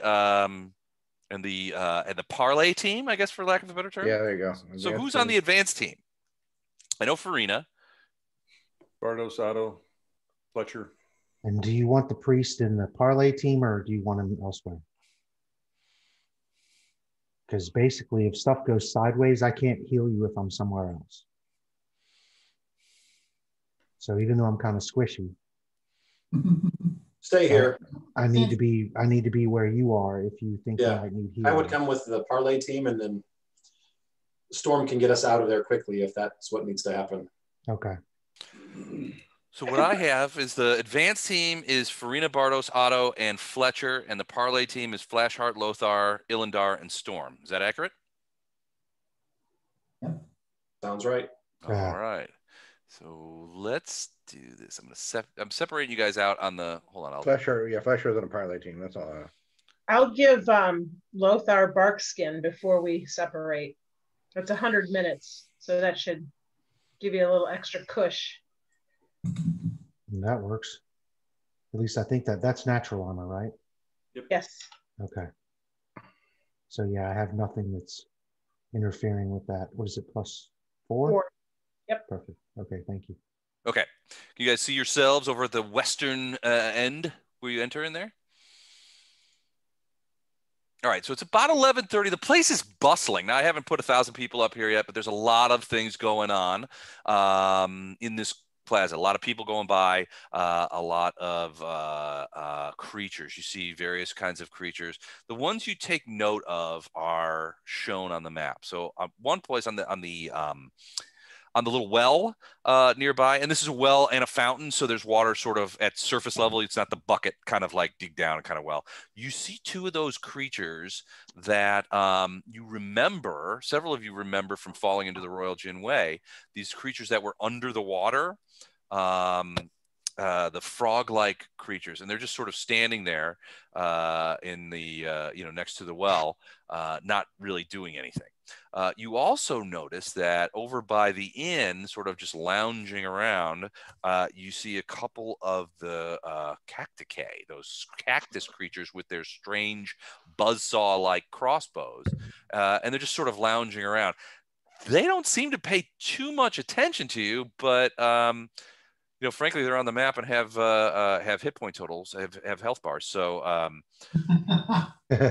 don't know that there's a huge mystery here. So, but you do not, and this table, so there's a variety. I mentioned before, there's a variety of like tables and stuff in the plaza. People are sitting down, eating ice cream, petting dogs, except for one table, this one over here, which has a brass reserved sign on it. And nobody's sitting there. Where's the table? Oh, the one way down on the bottom? Yeah. Now there's tables sort of scattered all in sort of all this area right in here in the middle. I haven't put those in here, but there's one, and there's various people are sitting there resting their packages. It's like an outdoor mall kind of environment. Do we see a proprietor that might go along with that table that we could speak to? Because that could be our table. It looks like it's probably connected either with this little shop right here, or it could be that all the tables on the plaza are sort of managed by the tavern. What you do see is there's a lot of like demonic waitresses and stuff like that coming in and out of the tavern and bringing refreshments and drinks and food to the people sitting at the tables. So it could be that the tables are run by the tavern. Okay, that's my money, guys. It'll probably be that location, but. I'm open to. How many exits? It looks like there's plenty of exits, right, to get off this plaza. There's a lot of different ways, alleys and such like that. You can go through between the buildings and stuff like that. And there's a lot of people around, back and forth. I don't know in this town if having a lot of demonic presences around is a safety mechanism, but certainly there's anything that if you were attacked. It would certainly be witnessed. Do you want to cast enlarge on Storm now and just have him stand over the frog guys just in case they get uppity? She doesn't need enlarge for that.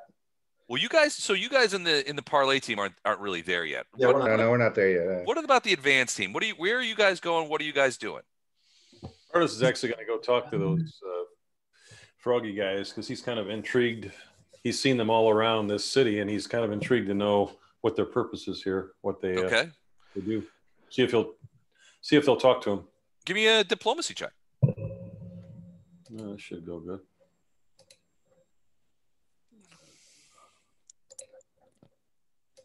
Les, did you say if this is a cafe down here? It looks like it. Which one? Down here. Yeah, there's more little tables and stuff down there. It looks like a little coffee shop. This here is a coffee shop, or a hot drinks shop. It's not always coffee. Sometimes it's tea. Sometimes it's hot children's blood. There's various kinds of drinks are available there. A little puppy blood latte. I heard somebody once say that a soy vanilla latte is essentially a 3-bean smoothie. Yeah, I think you said that before. I thought it was funny. It's something that frankly crowds out much more of my brain than I would prefer. All right, so what was your diplomacy? 5. So so they're like, so you're just like, hey guys, what's it like being a frog in Alusinyrran? That kind of thing. And they're like, wait, that shows 15. No, 5 right here. 5. Oh, well, I'm sorry. Never mind. Ignore me. Okay, we can do that. So they just kind of look at you like, dude, what? Who are you? Just stop. Just they just sort of you're like, hey guys, what's happening? And they sort of look over and they kind of look at each other and they look at you again and then they go back to talking in their frog language. It's obvious that they're ignoring you. Okay. You said there's tables up by the cactus guys? Yeah, they're all kind of standing around. These cactus guys are they're not sitting though, they're standing. And they're just sort of like leaning against the fence and they seem very aggressively nonchalant. So they're definitely not looking at you guys. They're looking everywhere but you guys. Connected to the hotel, or do you think they're there for us? I don't know. You didn't see them before, and they've got like a couple of them are drinking some sort of like green sort of liquid out of these tall sort of bamboo looking flutes. So which they probably got from inside. And every once in a while, one of the waitresses will come by them and say, you can't hear what they're saying, but it's probably something like, do you need anything else? And they give a shake of the head and she goes back inside. So they probably they're giving more of an indication that they're customers rather than staff. Okay. They're there for us. Well, they're not looking at you guys. They're very aggressively not making eye contact with you and looking anywhere about the plaza except for where you guys are. So Farina, I'm thinking down here is close enough for you archery-wise, right? While not being next to them, so you're not in danger. He said that this building has got the best cover, but I won't get any points for being close. That's for sure. Because where's the table? I didn't see when he pinged the table. Well, I pinged down here was where I was thinking. Oh, it's this table right here. Yeah, that's within range. So I think Les was saying that this gives me good height and good cover. Okay. After surveying the buildings. The flat roofed building as opposed to the inn, a balcony on the inn. Where's the balcony on the inn? It would be so the balcony would be like right about here, and it's on the 3rd floor. So it would be higher, and it overlooks the plaza, and it's closer. Well, that's actually better because I'm actually just outside my range here. So. Okay, and it has table service. All right, so I'll just nonchalantly walk that direction. All right, so you're gonna go into the tavern. I think Bardos would say is we should at least stick in pairs rather than go singles. If something happens, it'd be better to have 2. Well, I need to stay on the ground level though. Right. And it's probably better for Farina to be on the upper level. Do you want to go with her and leave Otto with me? Leave Otto with Lothar too. I like leaving Otto with Lothar. Take care of the healer. Okay, let's do that. Let's leave Otto with Well, Lothar is with the other group, so we'll leave Otto with Fletcher if you're okay with that, Farina. Are you going to be on the ground, Bardos? And no, I'm saying I don't want you to be alone up there. If you're going to go up high, then I'm going to go with you. Oh, you're going to actually go up high too? Okay. It would make sense the 2 ranged combatants and the 2 melee combatants be together. That's fine. I can get down quickly, and I can take you with me if we need to get down there. So I have that feather thing, but I'm not seeing it on my back sheet. I just remember that feather. What the heck was that thing? The levitate thing? Yeah. It was the scale, Terendelev scale. Yeah, Terendelev scale. I don't know where I lost it on my TOS sheet somewhere, but I'm going to use that. So I was going to walk in nonchalantly and I don't know. Well, so you go into the bar room and it's fairly crowded for a place, mostly demons, that kind of stuff. Ignore the way the map is structured. I just I'm somewhat I have to deal with the maps that I have, right? So but basically they're going to put you up in this room right here with these couches. This area here is a balcony. Probably this area, and I'm going to mark it here, is outside. Where's that? Can you guys see that, Mark? Yep. Okay, I'll change colors because it's a weird color for that. So I'll actually be in the inn, like in a room. Well, they basically give you this room and they say, look, you can have it in here. We'll send up, and I guess you're going to order some stuff, and they're like, you got to buy something if you're going to stay here. So it's basically sort of a privater room on the 3rd floor that has a balcony, but it also has this couch and stuff like that. It's a bit, frankly, it's a bit no-tell motel-y. But it does have an outdoor area that you can see down. Is there another exit out of this building that's public? There's an exit here, and then another exit here. Because I was going to go for the roof. I don't know that I want to be trapped in a building where the only place I can get out is to jump down one particular way. I can teleport you down somewhere. Oh, okay. Well, then I'm good with that. All right. So you guys are going to set up there. Fletcher, where are you going? So you've got Otto with you. Yeah. You said this. Good kitty. This is like a cafe down here, but you implied there were more. Yeah, there's more. There's a lot. This whole area is filled intermittently with tables, sort of like this one. So you can see, some of these are. Spot. We can say we're sitting at a table. Yeah. I'm having a coffee, and Otto's just hanging with me. Okay. Yeah, you can. So you're gonna go down here by the coffee shop. Yeah. This area right here. Yeah. Okay. Cool. You gonna order anything? Yeah, I'll get a coffee. Or are you just going to soak up a bunch of my customer spaces? No, coffee. We're having some coffee. All right. Coffee and your cat? What would Otto like? We got a delicious children's blood smoothie. The cat's good. The cat will just curl up at his feet. Nonchalantly.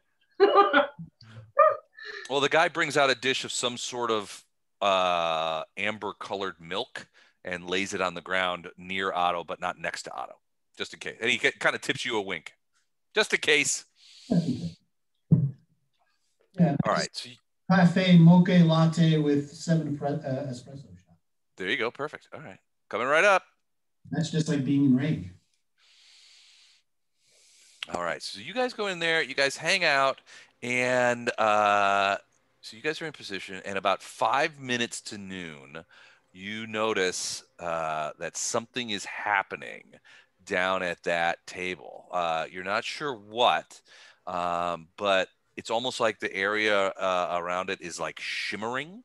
And then the next thing you know, pop, and a creature materializes next to the table, looks around, and sort of sits down. And the creature looks like this.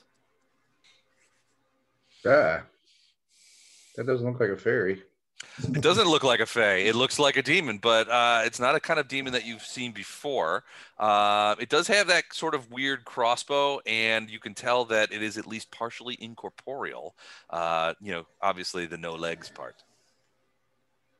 but it sort of like settles into the chair and kind of looks over and reaches over and knocks over the reserved sign and just begins kind of sitting around. You in a comic a turn, you see one of the waitresses from the inn kind of start running out. She gets about halfway to that table and then she's like stops and she's like and the guy looks at her, the creature looks at her, and he just sort of waves at her. And she turns around and goes right back into the bar like he doesn't want anything. So he's just sitting there waiting patiently, sort of looking around. Actually pulls out a little pipe of some sort of black stone, and you can see him sort of put a ball of fire in it and begins this black smoke starts filling around, and it's hard to tell where the smoke from the pipe and the smoke from him sort of intermingle and that kind of stuff. Knowledge nature or knowledge planes to try to figure out what he is? Start with nature. Nature. Okay. 19. All right. Also give me a planes roll. 34. 34. All right. So it's definitely part demon. But it's like no demon that you've seen before. You have heard of creatures that look like this from the first world that are called Ankus. They are notorious killers. Often as not, they are hired as assassins. But this one is at least what you've read, and this is all about what you've read about these creatures. This one is atypical of the breed, and you suspect that there may be some interbreeding here because it definitely has some demonic characteristics. Okay. But Ankus themselves are murderous creatures from the first world. They are very dangerous. They are often hired as assassins. Pass that on to Farina. All right. Parlay team. What are you guys doing? So Fletcher, you see this guy materialize and you're like, you choke a bit on your cinnamon latte and you're like, and obviously, Otto's got his haunches up kind of thing. I'm going to cast a message. Okay. Actually, I'm going to wait until the parlay party shows up, though. Okay. I want them to be. It's got a 200-foot range, so as soon as everybody's in range, I'm going to get everybody on message. Okay. Cool. All right. So, what parlay team? You're up. What do you do?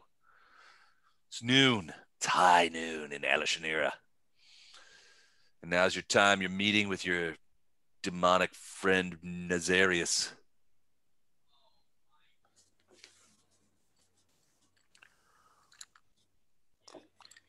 Who's in charge of that parlay team?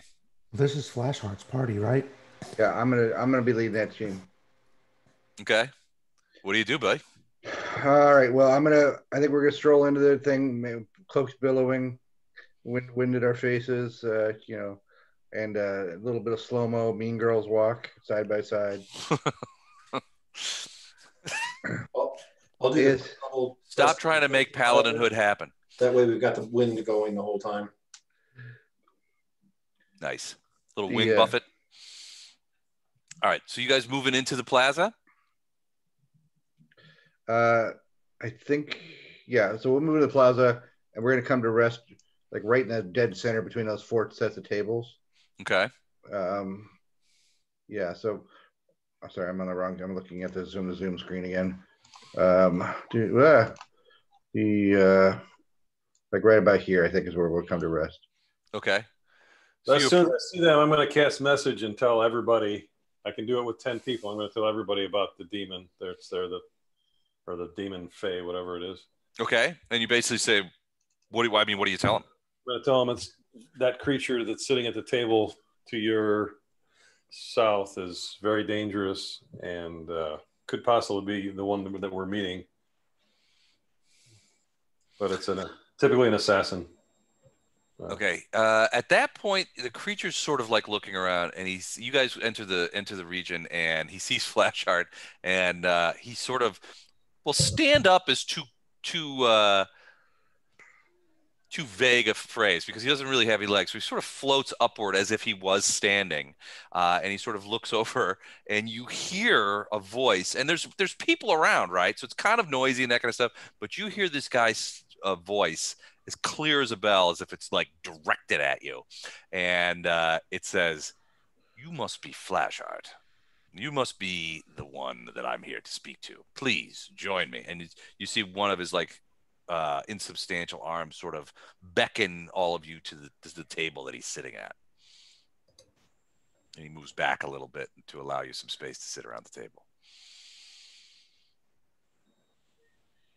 You have as you guys hesitate, he goes, "Please, do not be afraid. I mean, it's normal for primes to be afraid of me, and under normal circumstances, that is an extremely wise course of action and set of emotions to take. But in this case, I mean you no harm. In fact, I'm here to talk with you about a potential arrangement that might benefit us both." Well, let's hear about this arrangement, my friend. On the short walk over, do I have to go back to the no deals with demons part of this conversation? yeah. It's always good for a refresher, but smack Flashheart in the back of the helmet, knock it off. I promise there won't be any deals happening today. Otto's not here, so got that going for you. All right, so you guys go over there and sit down. Do we? I don't think Storm wants to sit down, but I will sit down. I don't know that Storm can sit down. Oh, she'll sit on her hind legs. So Lothar, what are you doing over there? I'm going to sit on my non-sword arm side. Yeah, so I want to make sure I can draw my sword, which will be with my right arm here. Trying to figure out how to get this damn bird to get unstuck. Here, I'll get that for you. No, that's all right. Okay. I want to put the bird back here. Okay. Sort of landed on Storm. I think you can perch on Storm. No, that works too, just as long as he's not at the table. Okay. You see, so when you guys sit down, he's like, "Welcome, Primes. I'm glad that you responded to my entreaty. I'm also glad that your little demon friend Yeardly did not actually find what he was looking for. Minago is a sorceress and a creature of many talents. She would have captured your Yeardly and wrung from him every bit of information about you. It could be that she already has, and he doesn't have any idea that he's done so. What I can tell you is my name is Nazarius, and on several occasions I have performed services for Minago, services for which I am uniquely and competently equipped. However, there's no love lost between me and Minago. She called me 4 days ago. That would be the day after you guys arrived. And she had said that a group of primes had arrived in Alusinyrran that had followed her from the prime material plane, where she had some sort of scheme working, and that she wished to be rid of this group of primes. She contracted me, and I told her that I would look into it, which I did. However, I've seen some of the things that you have done, and I've heard some of the tales that are told of you. I have my own agents in the prime material plane and elsewhere, and it seems that the price that Minago has put on your head, at least for me, is not even remotely sufficient for me to engage what would by necessity be an immense amount of resources to complete the job that she asked for, to its extent that she's required. She significantly underestimates your talents. I do not. So today, I want to propose something to you.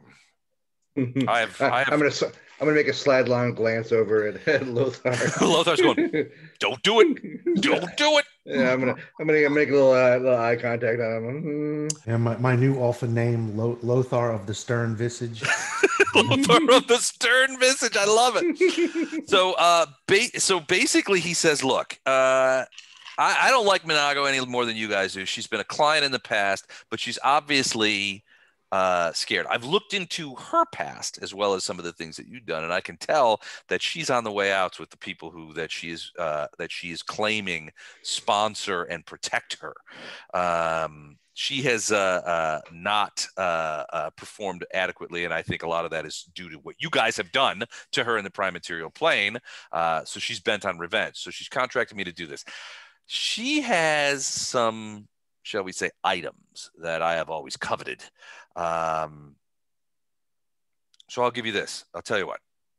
In exchange for me not fulfilling the contract that Minago has given to me regarding you all, I will give you the location of where she lives.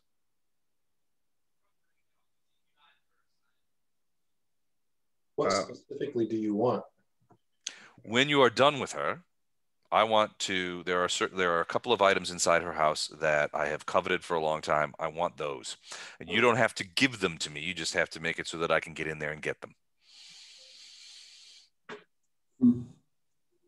Trust me, these items would not be of interest to you. And he kind of looks at Lothar and Flashheart, and he goes, "Perhaps to you." And he looks at Illandar, but certainly not to you or him. And he looks at Flashheart and Lothar. So they're not religious items or of not in the sense that you they're not good items.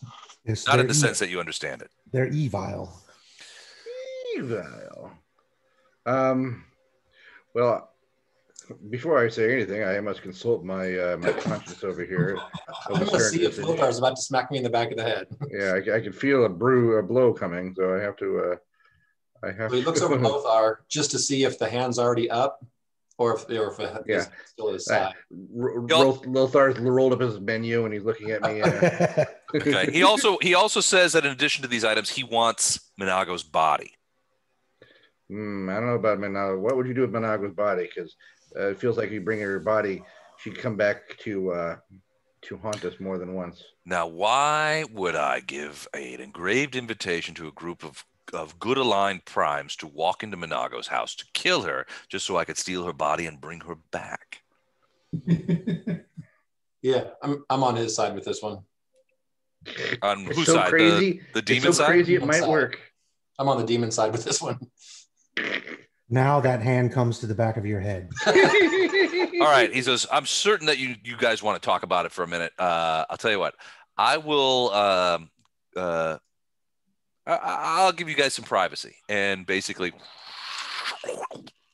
he wavers and flips out, and then he disappears. And you guys are sitting there, by yourselves. What do you think? Yeah, he's not. Okay, so what he gets out of the deal is 2 potentially evil items that we don't want anyway, that we don't own. And yeah, he says there's a couple of things in her house that I want. Yeah, and in return, we're getting her location. Her location. It's an easy button to me. Yeah, because it's not like he's like, okay, I'll tell you where she lives if you kill a bunch of children. That would be something that would be hard. But the fact that he's like, hold on, I gotta write that down. I want some items that good people would not be interested in. These getting the house slaps are starting to sting my hand. Can I buy an iron gauntlet the next time we're somewhere? So you guys know, I mean, killing Minago, that's a good way to get people's attention. Yeah, she's kind of a big wheel around here, and she's firmly on what is it, a Rilu Vorlesh? That's the woman that's trying to cut the deal with Nocticula for the Nihydrian crystal mining. Minago used to be one of Arilu Vorlesh's like top lieutenants, but after her litany of fuck ups at your guys' hand, now she's sort of on the outs, which is sort of creating this environment where a creature like Nazarius can go in and say, hey, look, I can, a creature like Minago makes enemies, but she's been powerful enough in the past, and she has protection from Arilu Vorlesh and those guys, that she's been able to sort of be protected. Now that protection is waning because of her screw ups. So Nazarius sees an opportunity to get what he wants without having to get his a reputation that he turned on her and wiped her out. Right. He doesn't want to increase his notoriety. Imagine what would happen to if this guy is indeed an assassin. Imagine what would happen to his reputation with potential clients if it came to light that he'd arranged for one of his clients to be killed instead of the target. Yeah. That would ruin his business. Make a nice patsy for him, huh? Yeah, well, you guys do the dirty work. He gets a couple of things that he wants. He takes her body, sells it to whoever it is that her enemies, as proof that she's dead. Maybe double dips. He gets the money from Minago and then gets the money from somebody else. I mean, you don't know if he's even sold her to somebody else yet. I'm gonna look to Lothar on this one. I'll just stare. I'll give this demon my respect, but certainly not anything more than that. I try to give him nothing else, and I'll look to Lothar, and so I'm going to bow my head in prayer and consult the talisman of true faith. Okay. And determine, does accepting information from this creature with the goal of killing Minago and then leaving items that we know are evil and we should destroy for him to get. Well, we suspect are evil. No, we know they're okay, evil. I'm not that naive. Yeah. You can pretend to be that naive. You can lie to yourself. You can't. Working. You can't lie to a rascal. So anyway, the whole thing that has been projected, right? Because everybody's trying to make it not sound like a deal, so I won't dick slap them in the head. And I get that. That's an Erastal thing. That's the joys of rolling with a lawful good priest, I'm afraid. So the talisman of true faith would, taking this information to kill Minago and erase a great evil, be worth allowing this creature and some potentially, we know for a fact, evil magic items to exist. Does that work? Is it a violation of my faith and my responsibility, or is that considered acceptable by Erastal? Yeah, but I'm gonna say, like, we're in the abyss, so like your toothbrush at the hotel is probably evil.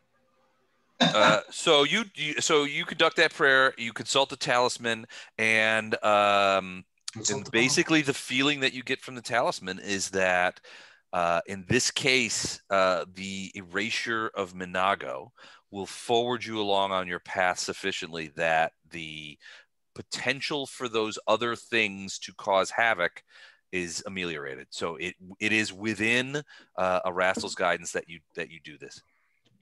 And I will share that with my paladin buddy. Okay. And so, Illindar. As we're so I think if we hear that, we'll do a little huddle up powwow, make meaningful bedroom eyes at each other across the table. Got it. And then we'll give him. I said before I answer that, before we answer in the. He's not here right now. Oh, the demon left. Yeah. He said he was going to give you guys some privacy. He'll come back in a little while. Yeah, probably come back soon. He's probably just on the ethereal plane listening to everything you guys are saying. Yeah. Well, yeah.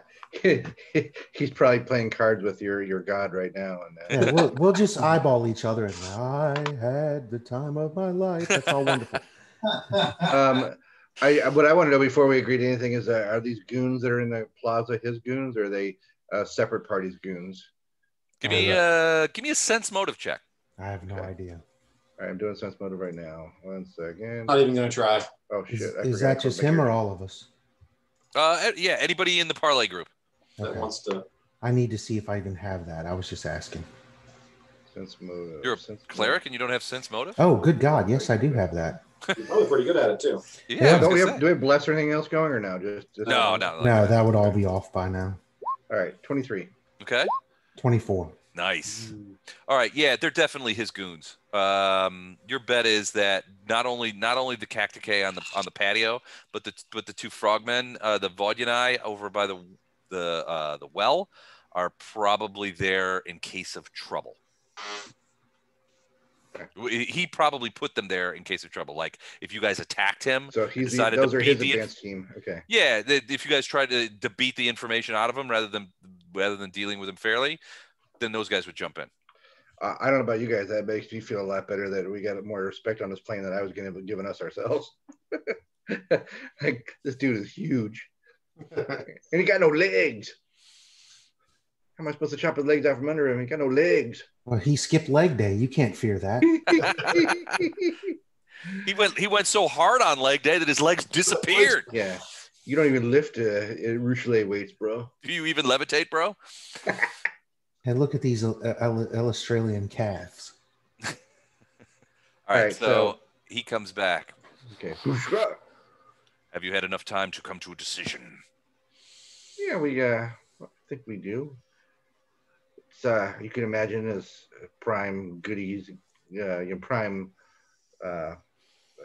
Optimus good Prime. aligned, good aligned primes. The good aligned primes aren't particularly enthusiastic to leave these items behind, but we've consulted upon it, and we will accept your bargain.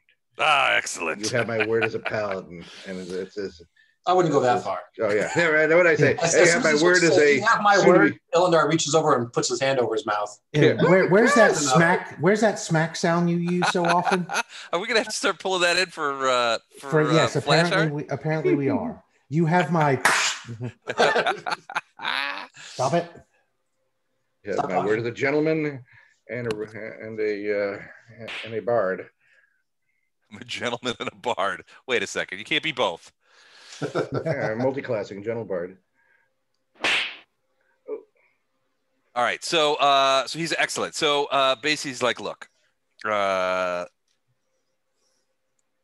house, Minago's house, is, and he's going to point. He's like, look, I'm going to show you where it is on the map, so that you guys know where it is. I'll give you the information up front, but I want you. Using Google Maps. We're using Alusinyrran maps. A maps, yeah, definitely evil. All right, so her house. Oh, come on, Google exists in the abyss. It's where it started. That's true. Good point. So her house is over near. Is actually over near the House of Silken Shadows. So her house is like right about here in Abrogate Green, but she has a very interesting house. In that her house is a living creature. Now, it is an old creature and an old house. It was here when Alusinyrran, well, I don't know if it was here when it was settled, but it's been here a long time, certainly longer than Minago has been here. But Minago has lived there a long time, and so the house is attuned to her, and the house itself may try to defend her. Information you should have provided before we struck this bargain. Would it have made a difference? I think a living house at least would be coming into consideration. Well, then how are you going to get in there afterwards and grab your stuff? Well, my hope is that once Minago is gone, my understanding is that the house will revert back to some sort of stasis, some sort of quietness. It'll stop actively defending itself. Wait, are you saying there's an opportunity we could have a summer house here in the abyss after we finish Minago? A whale ship and a summer house? No, wait, we're gonna put the summer house on top of the whale ship. Wait, are paladins allowed to have living summer houses in an abyssal city? Let's check the pages. Nope. Guys, never let me have any fun. I feel like that 9-year-old always is like, nobody ever lets me have any fun. Okay. So right about, and I'll put a little mark on it so we don't lose the spot. Right about there. You see that little yellow square? Oh no, you can't because it's on the other thing. Hold on a sec. Yeah, we're not talking right about, right? We know the exact location. Yes. Okay. It'll be the living house that we were walking through the neighborhood. Oh yeah, the living house is right down the road. You can't miss it. It's really great. It might not be the only one, is all I'm saying.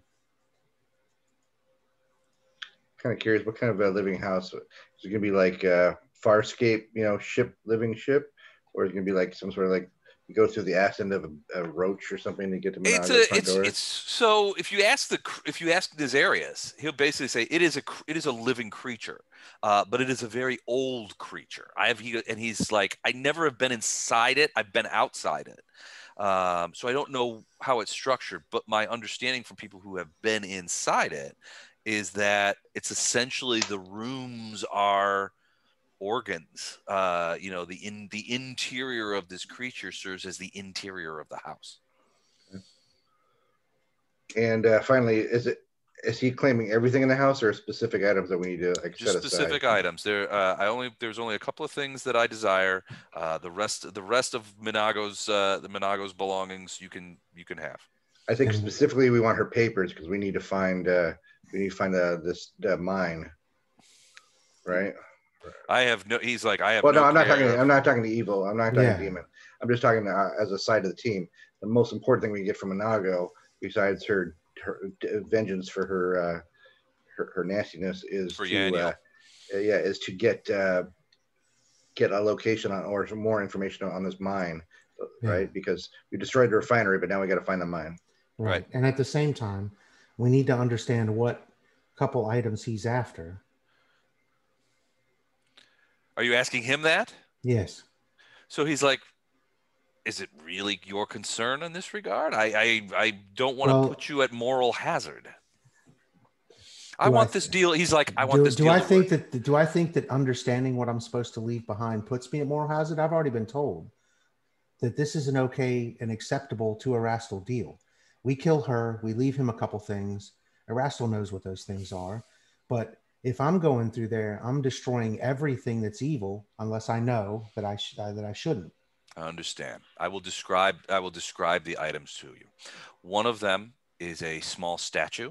And it's small. He's huge. So he's like, it's a small statue. It's about, he puts his ectoplasmic arms out about 5 feet, in size, and sort of like, it's a small statue of a creature that it's unlikely you would recognize, but you would notice this particular statue due to the massive amount of tentacles on the statue.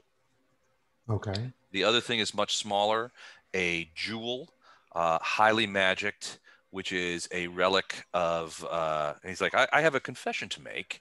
I am not entirely demon. My background comes from a place called the First World, which you may or may not know about. This jewel is a relic of the First World that in the place where I come from holds immense power.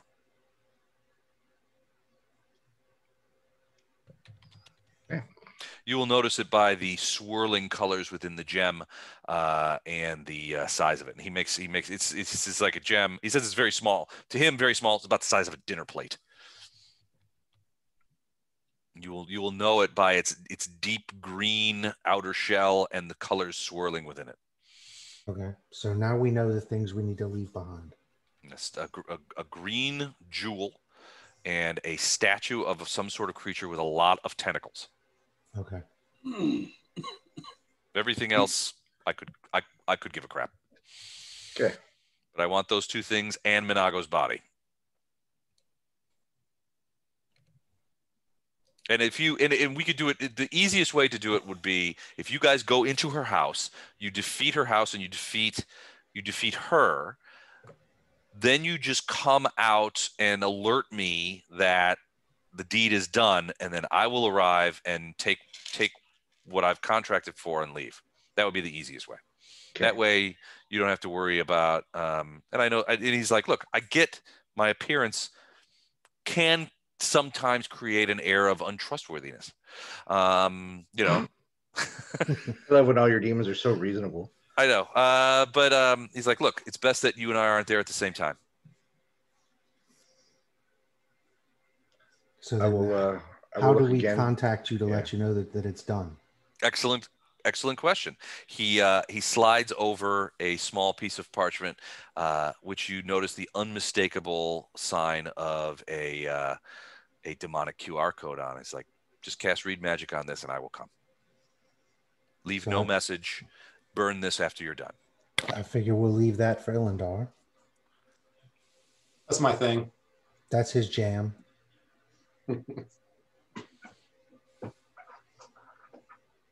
Excellent. We are in agreement then? Yeah. So say you all. And he looks at Lothar. I understand. I understand. I understand your reluctance. You are of good nature. It comes off of you in reeking waves. But I can tell you, and I tell you truthfully, that I mean you no harm in this endeavor. My only desire is the 2 items and Minago's body. You are doing me, in fact, you are doing me a service here. So you'll owe us one. Try not to make this any worse for me. Yeah. In this one area, our interests align. All right, then. So you get to pull your goons out of the plaza so we can walk out of here peacefully, or... They were there for you to notice. I'm glad you did. I was worried that you might not. After I depart, they will trouble you no more. They are simply hired men with of no particular allegiance to anything except for a few bits of gold. They'll depart as soon as I do. That is the signal. I hear some mercenaries ready to hire. All right. So the house assault. Creature stands up. He's like, "All right, everyone, bring it in. Group hug." I'm looking at you, Lothar. Come here. Give me a big one. Come on. Give me a high five. Yeah. Like photo op. I'm sorry. Did you say holy fire? Yeah. So I can certainly provide that. Hold still. All right. So he stands up. He's like, "I look forward to hearing from you soon," and departs.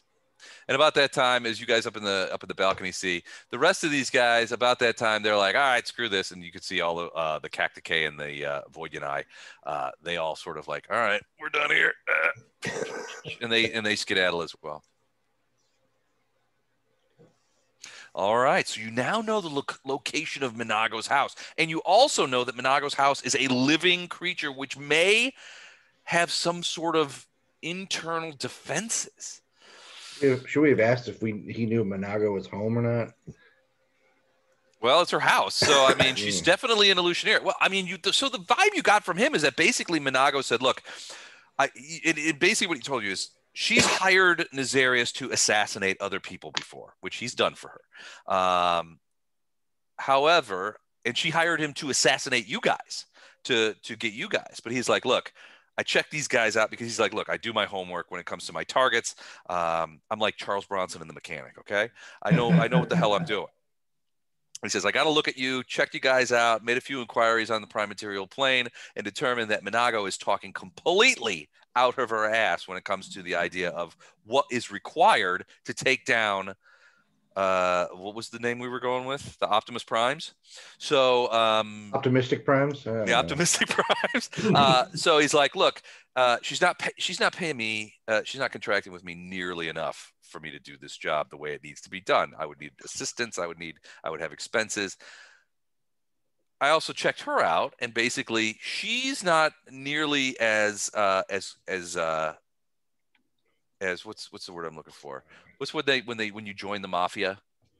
Sure, like her not like a made man. Like, so she would be the equivalent, at least from a Rilu Vorlesh's standpoint, of a made man, right? And so there was a lot of demonic influence that couldn't touch her because Rilu Vorlesh and some of the other people in that whole world wound sort of huddle, she was under their protection. So everybody knew that if they zapped Minago, regardless of the kind of stupid shit that she does on a regular basis, that they would have to answer to Arilo, and they didn't want to do that. However, with her sort of star waning in Rilu Vorlesh's thing, and she's been sort of relegated back here to wait for instructions, opportunities manifest themselves. And so Nazarius has decided that this is an opportunity for him to, you're not sure what his end of it is. At the very least, he's going to acquire those things that he wants. The fact that he wants the body generally probably indicates that he's made a side deal with somebody else, one of Minago's enemies, that body is going to be proof of purchase. So he's probably double dipping. He's probably already got half from Minago, which he's going to keep. Then he's going to go back to some enemies of Minago and say, hey, look what I did for you, and my reward will be, and get some money from there too. Plus the stuff that's in the house that he wants. And all he has to do is point you guys in the right direction.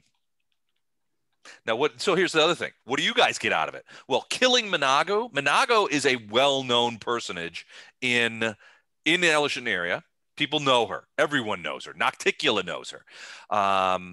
They also know what kind of creature she is, and it's double revenge for you guys for the Yaniel incident and for probably a fair amount of other things too. I mean, Minago was in what was the town that got blown up in the first book?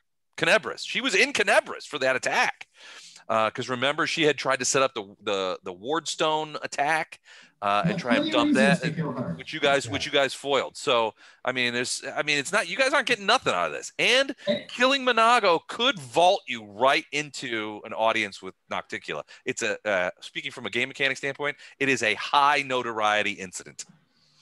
And she hired an assassin to kill us. She hired an assassin to kill you, a capable professional assassin. So now we're ready to go to her house?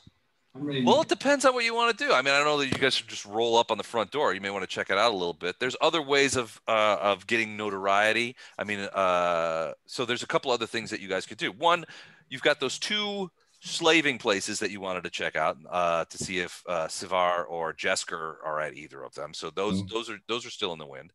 I think we want Gatto with us before we try to make an assault on Minago's house. You also guys haven't like made our stealthy person. You've only had done 2 street fights, and you've gotten a fair amount of notoriety. But it's low hanging fruit. You haven't gone to the arena or any of the sub arenas to do any of those kind of fights, that performance combat. You know, for what it's worth, Farina feels like this is a better bang for our buck. Let's get this done and get the hell out of here. Candygram for Minago. Candygram for Minago. Isn't one of the Chuck? Wasn't one of the Dead Souls things kind of a limited time offer? Well, it was initially a limited time offer, but now we've sort of extended it because we've got the body of the deceased priest back. No, but I mean, wasn't that we're looking for a certain soul, and wasn't one of those souls like set to be auctioned off or sold or? Well, yeah, that's sort of the deal. They get auctioned off and sold all the time. So the information we have on the soul of Jesker and on Sivar, who's very much alive as far as I'm led to believe, those, I mean, personally from Lothar's perspective, he'd like to act on those as quickly as possible.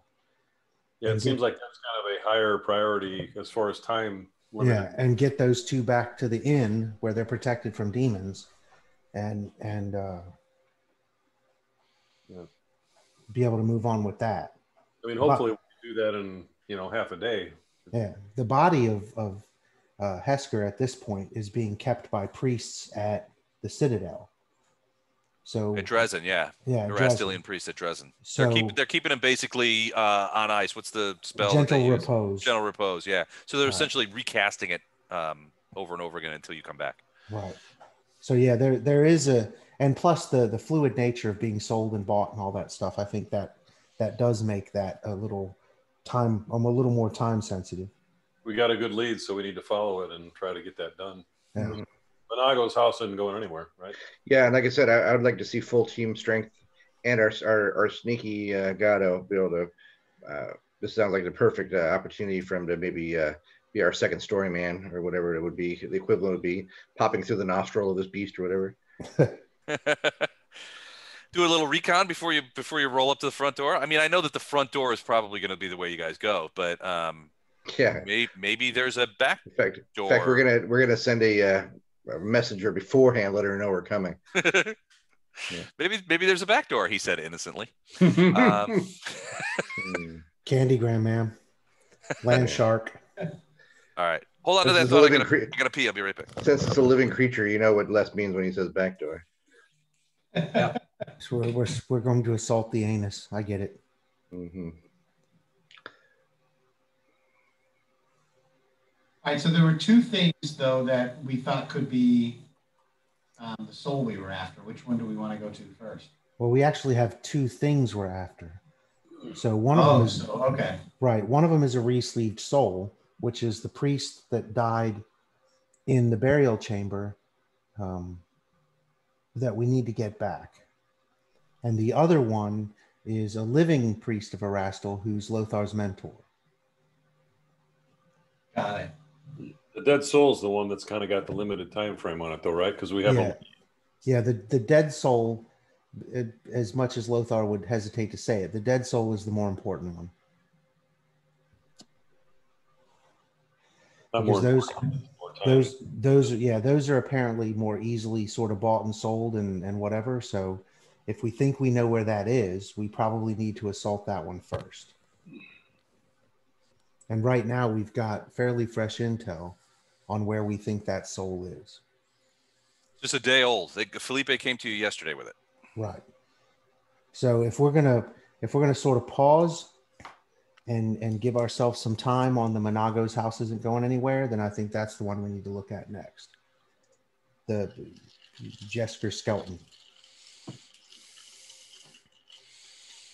Okay, so there was two things last time. So there were several items that Felipe found out, but there were two things that especially appealed to you, and I'll just real quick them. So basically, one of them was that the newly, this was specific to Helton, newly embodied souls, out of which there was a list of, so Felipe was able to find a listing of newly embodied souls, out of which several were listed. One was listed as human priest of Erastil, killed by misadventure, sold by Quinarch Shadowfield to a demon named Var, as part of one of several packets of embodied souls. So basically, this Var guy is a repackager, is the way Felipe said it. They accumulate disembodied souls. And then they take them back to their location. They re-sleeve them and they bundle them in groups. And typically what they'll do is, frankly, the disembodying of a soul and the re-sleeving process is generally, how do I put this? Massively detrimental to the idea of self. Oftentimes the people, the spirits who are newly enslaved are essentially, well, not mindless, but they don't remember a lot of their own personal history. They're sort of, devoid of personality and that kind of stuff. And basically what they do is they re-sleeve these embodied souls with, whatever bodies that they can do. Typically they're either, dretches or, various kinds of polymorph bodies. You take a mouse, you polymorph it into an ogre, you slap an embodied soul in it, and now you've got a newly embodied soul or spirit inside an ogre body who's going to be perfect for things like agricultural work, mining work, lifting things, bodyguarding, that kind of stuff. Some very simple task that you would want something big. So that's what this guy Var does. Is basically he accumulates these embodied spirits and then re-sleeves them and sells them as agricultural workers, mine workers. The other one that you thought about for Sivar was there was this one place that an elfin priest was traded, and it's listed as specie, but basically the equivalent, he was traded for about 100 gold pieces and something. And he was moved to a holding pen owned by a bundler. That basically a guy who acquires individual slaves. So this kind of guy basically acquires individual slaves or in small groups and puts them together in larger groups and sells that as like, and so instead of trying, so if somebody has a giant mine, for example, or they have a big plantation and they need a bunch of slaves because they go through them like crazy, they don't want to buy them in ones and twos. They want to buy them in 20s and 40s, right? So what they'll do is instead of going throughout through the flesh markets and buying a couple here and a couple there and dragging them along and all this other stuff, they'll go to these bundlers who basically do that legwork for them, charge a premium, and sell them in groups of 20s or 40s or whatever they need so that they can buy in mass. Subprime souls. I'm sorry? No, these are actual bodies. Subprime souls. Oh, subprime bodies. Okay. Subprime bodies. Yeah. So basically they bundle them and that's how they sell them. Now this guy, you don't know a name, but in this case, it's easy to spot because the headquarters of this particular bundler is atop a immense demon turtle, and it walks around in the flesh market slowly, but walks around. So it's sort of a movable sort of thing. So this is Alusinyrran Mac. Mm-hmm. Exactly. But those are the two. There were other things that Felipe found out, and what I'll do is I'll type up a list of all the information that Felipe gave you so that you can look at it. But these were the two that Lothar felt were the strongest potential for finding both Sivar and Jesker.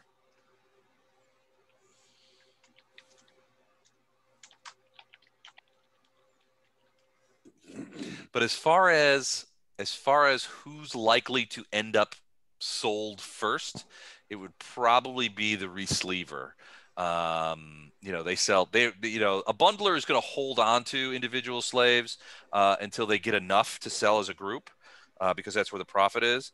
A resleever will sell ones and twos or groups. However, if they have a buyer, that kind of stuff, they don't care, because it's the same principle applies. It's all manual labor, typically, what these are sold for.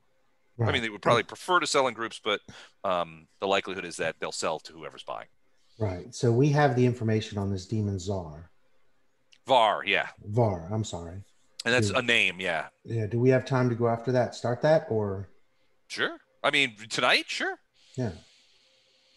So Var's place is down in the flesh markets, and essentially what he does is he has essentially you kind of like ask a few questions and that kind of stuff, and essentially what you find out is he has a compound of sorts where he has a sort of an office in the flesh market, so it's like the pavilions and stuff like that. So he has a sort of a front office, but then behind it is this sort of complex of buildings that Var owns, where the resleeving process takes place, where they grow the new bodies.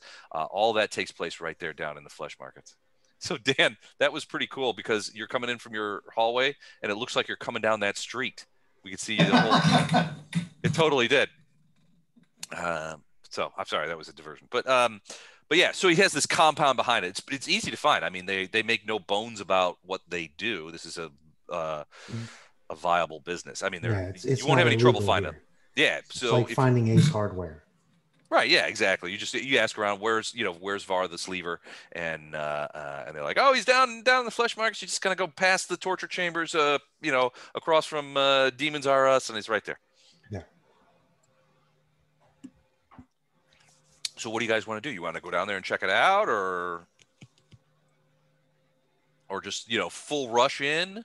Remember that there's really no crimes here other than interfering with commerce.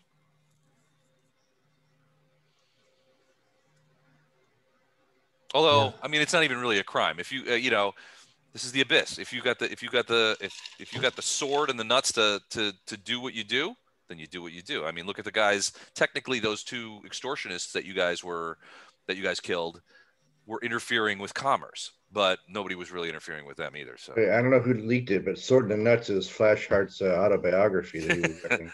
The Sword and the Nuts, Flashheart in the Abyss. So yeah, I would be motivated to go and try and start that process. Okay.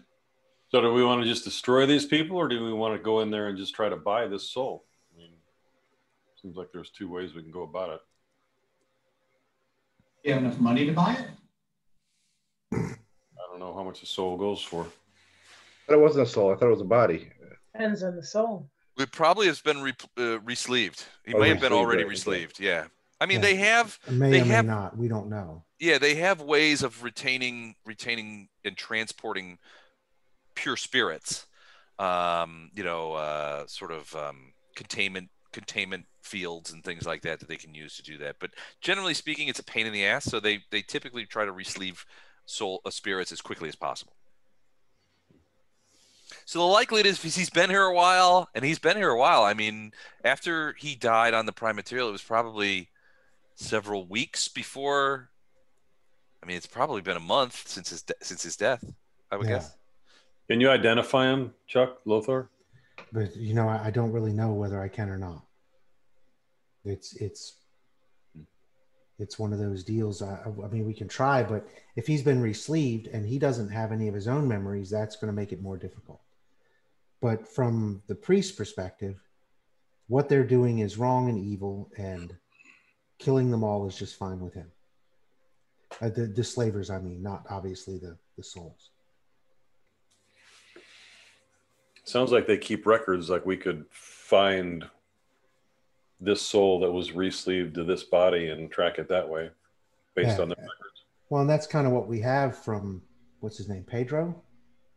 Felipe, my bad.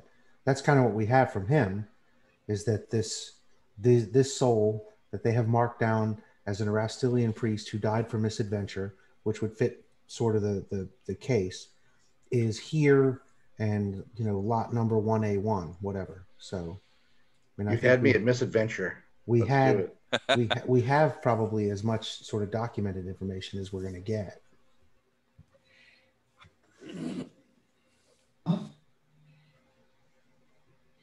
Now, maybe if we break into this Var's place and he's not there, or there's a couple of guards that get dispatched or whatever, they might have more documentation that points us more directly, but I don't know that.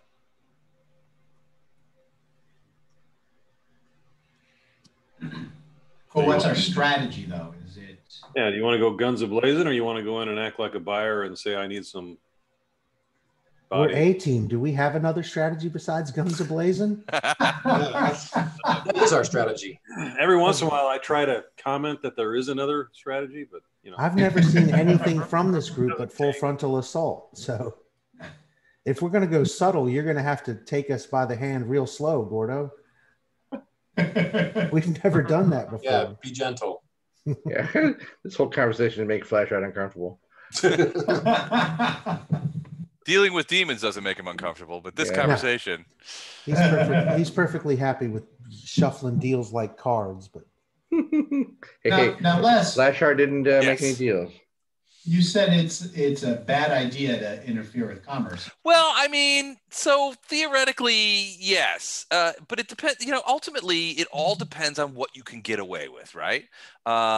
If you can get away with it, then it's not a bad deal at all. And get away with it means if you guys. So, to Lothar's point, if you guys go in with the intent to destroy this guy's operation, while at the same time retrieving your friend, that's a doable sort of thing to do. The idea is, what you guys are really asking is, will there be repercussions, governmental repercussions afterwards?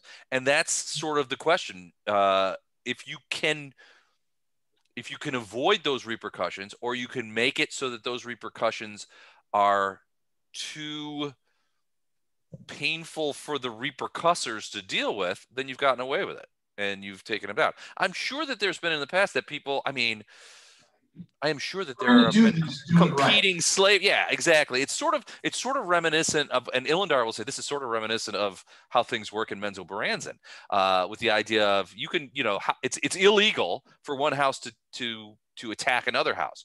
But if they do it all in one night and they wipe everybody out and there's no witnesses, who's to say what happened, right? It just is. Yeah. So if you wipe them out and, there's no one there who's going to mourn these guys, then who's to say what happened? And at the same time, if Gordon's sort of subterfuge works, you go in and you act as a buyer and you can buy just what you want and not have to fight. I mean, that works too, right? So maybe that's plan A. And if/when plan A goes to shit, we just burn everything down. Yeah, let's plan more than one plan, and I think that's our best plan. Because you're right, we usually only have plan A, but we should definitely have a contingency plan. But hey, if it ain't broke, do we have to fix it? Plan A usually works great for us. As far as buying souls is concerned, I mean, Bardos is an android, so that might be an easy front. Illendar's a drow, that might be an easy front, sort of try to get us in the door. Yeah.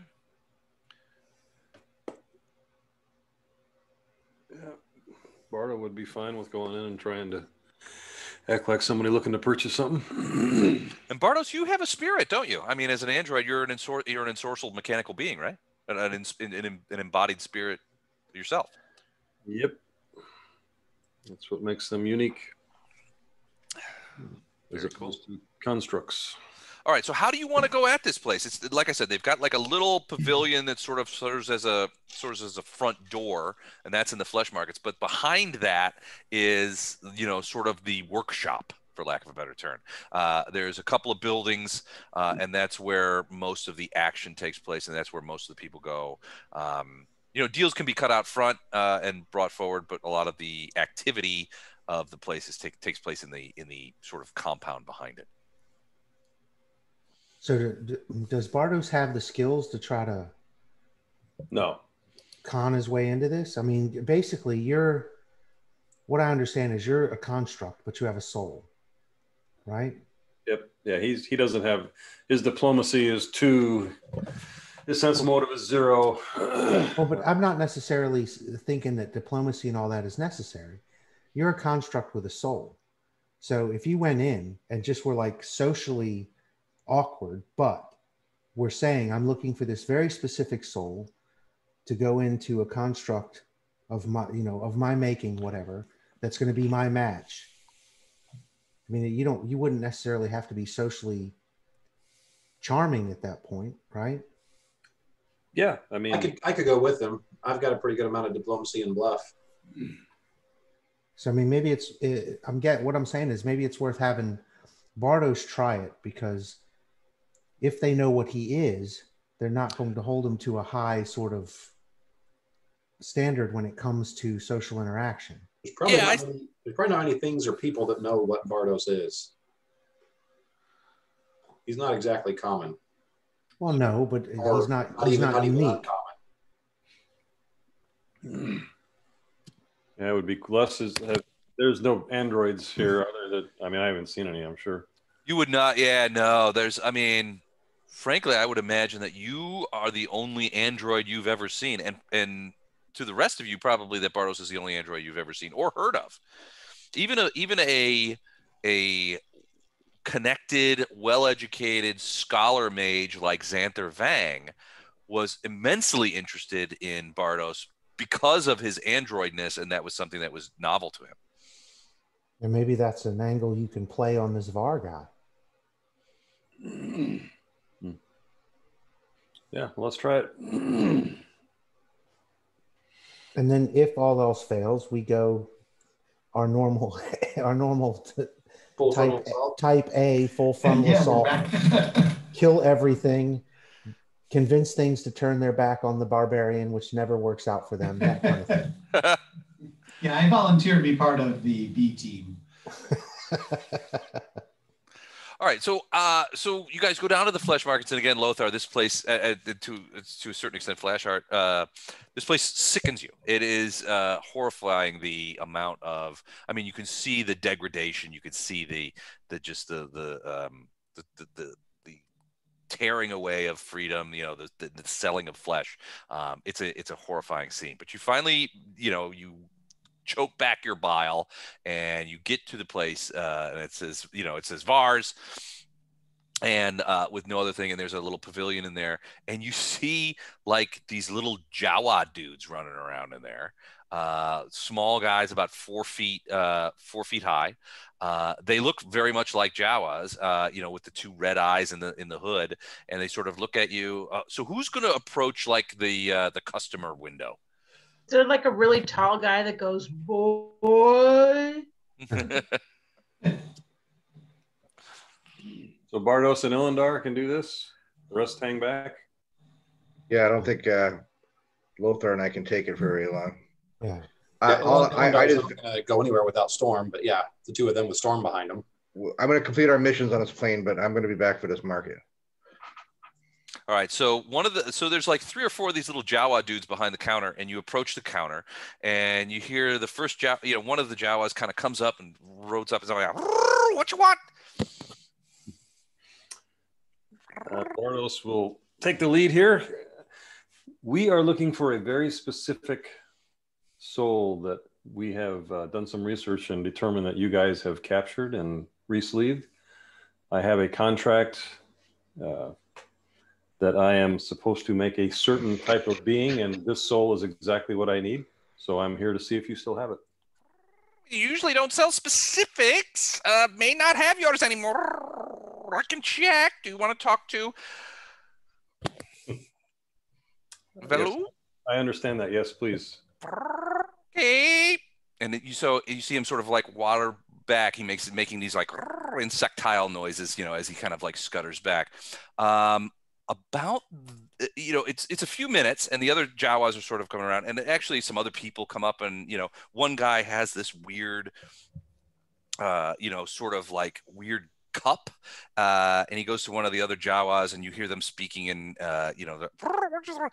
but it becomes apparent to you that he's got at least one and maybe more of these disembodied spirits trapped in this cup, magic jarred into the cup, and he wants to sell them. And so there's a bit of dickering and various kinds of they pull out of these parchments and plop them on the thing and write all this stuff down. But there's a sale going on right next to you.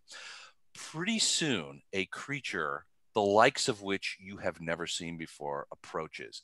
It is a crazy looking creature, and I'm going to, how am I going to show you this without putting you on the map here? I'm just going to go change maps, and then I'll show you the creature. So excuse me while I slip into something more comfortable map-wise.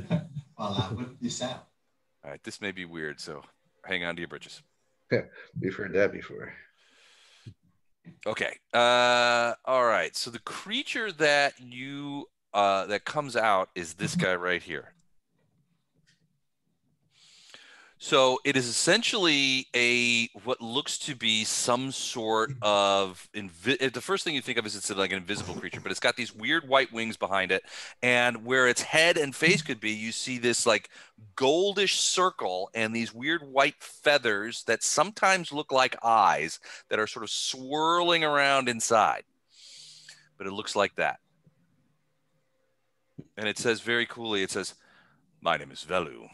My understanding is that you're interested in a very specific re-sleeve that we've done recently. Is that correct? Sometimes our servants get this wrong." And as you sort of look in, you can see a variety of things going on in this sort of behind this area. But you're still up front right now. That is correct. So are there any this is obviously atypical, but we're, of course, willing to serve you in this regard, if it is possible. We keep meticulous records.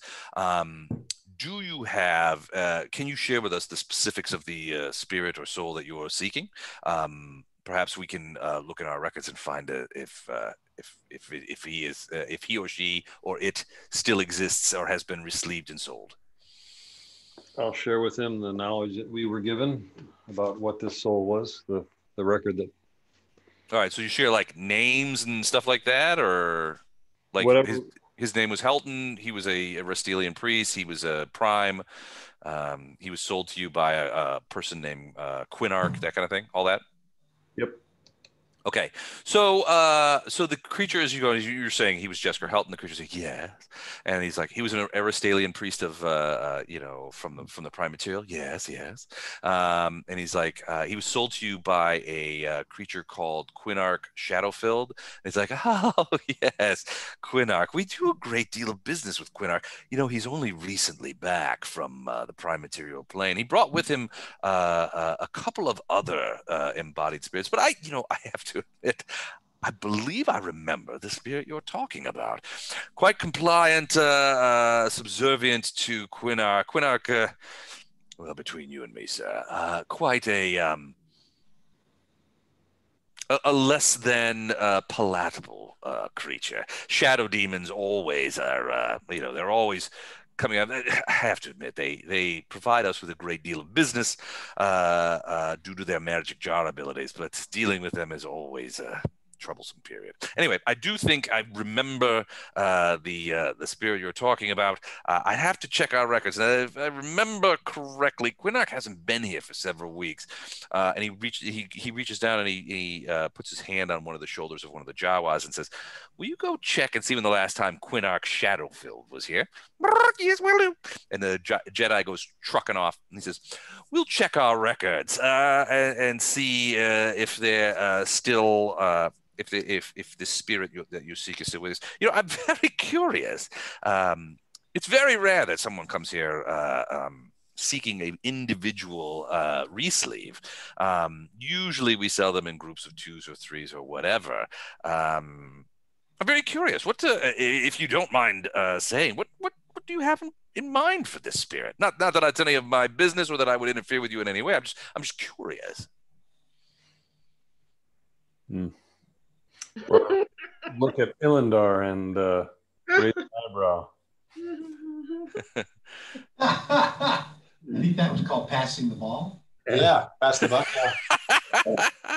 Just go for a sexual deviancy. Nobody wants to talk about that. There you go. Be by it.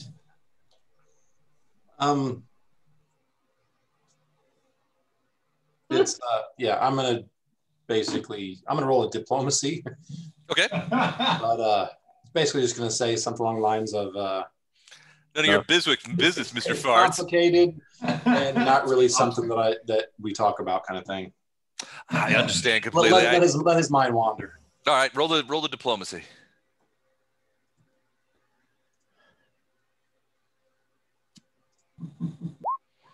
Whew, geez Louise, 29. Okay, so he's like, I understand completely, my Lord Drow. I understand exactly. It's just that so rarely do we get members from, buyers from the prime material plane. I'm just curious. Usually we sell to other demons or various denizens of the lower planes and such like that. Our usual customer clientele. It will only be just a moment. Can I offer you some refreshment? I have some. I have a fresh pot of baby blood coffee that I've just put on. I'm trying to quit, actually. Understand completely. It's not something that everyone enjoys. I'm watching my girlish figure. And then pretty soon, after a couple of minutes, the little Jawa dude's going, and he's got like papers and stuff, or Jawa guy, and he comes up and he's like, and he's talking to the, oh, I see, indeed, is this accurate? Okay, excellent. Well, so he says, off you go, and then he comes back to you guys and says, I can't believe I'm even saying this, but it sounds like you're in luck. We do have a re-sleeved Aristelian priest. We've got him. We've currently got him in the one that Quinarch brought. We've currently got him in a dretch sleeve. Did you bring any other casement, or would you prefer to take him as a dretch? Wasn't expecting this question. I thought about it earlier. I was going to ask. Well. We can provide manacles and such like at a small additional. What are sleeves you got? Well, it depends. I'm not there. He's not there. You got like a gully dwarf or well, we typically use dretches. They're easy to come by. We just simply gather a few up, kick their spirits out of them, and put our new spirits back in. It's a very easy process. Sometimes our clients, as you can see, and he's like, would you like to come back into the back room and see our stock? Frankly, I don't get many primes here, so I would love to show you the showroom if you have a moment. Sure. Come on along. So at this point, the rest of you guys are just sort of hanging back. So it's just Ilindar, Storm, and Bardos, right? And this is the last time we ever saw them. Pretty much, yeah. We were able to buy some of your organs back on the market. Very impressive dretches, though. All right, I am going to move everybody who's not those three off to the side here, so that you guys can be in the game, but not in the room. Farina, Flashhard, Stewing. You have to start being able to open one of those second Zoom windows or Zoom rooms so you can have a separate conversation. Well, the problem is you guys could see what was going on. The whole caper was blown. Don told me. I forgot about that. We'll get a better way to do that. I'm still working out some ways to use Zoom cool ways to sort of it. So you guys come in. We couldn't see it on Zoom. We could see it in Roll20. Yeah, so that was a problem. Oh, gotcha. Okay. All right. So he brings you in, and you guys come in, and you can see it's darkish in here, but most of you can see some of that. And so he's like, as you can see, our process for resleeving is second to none. We pride ourselves on our sterile conditions, that we treat each ensorcelled spirit with care, so that there's as little psychological damage as possible, unless the client requests specifically that he wants the spirits erased or mostly erased. Obviously, as you are well aware, the full erasure of an ensorcelled spirit fact, is well nigh impossible without the obliviation of personality traits. It just takes more magic than we're willing to invest. And so what happens is usually they retain a few vestiges of their former lives, and that forms the core of a retraining program. Now we have done retraining in the past, but most of the we will custom retrain certain re-sleeves for particular jobs, especially if those jobs require a level of technical expertise.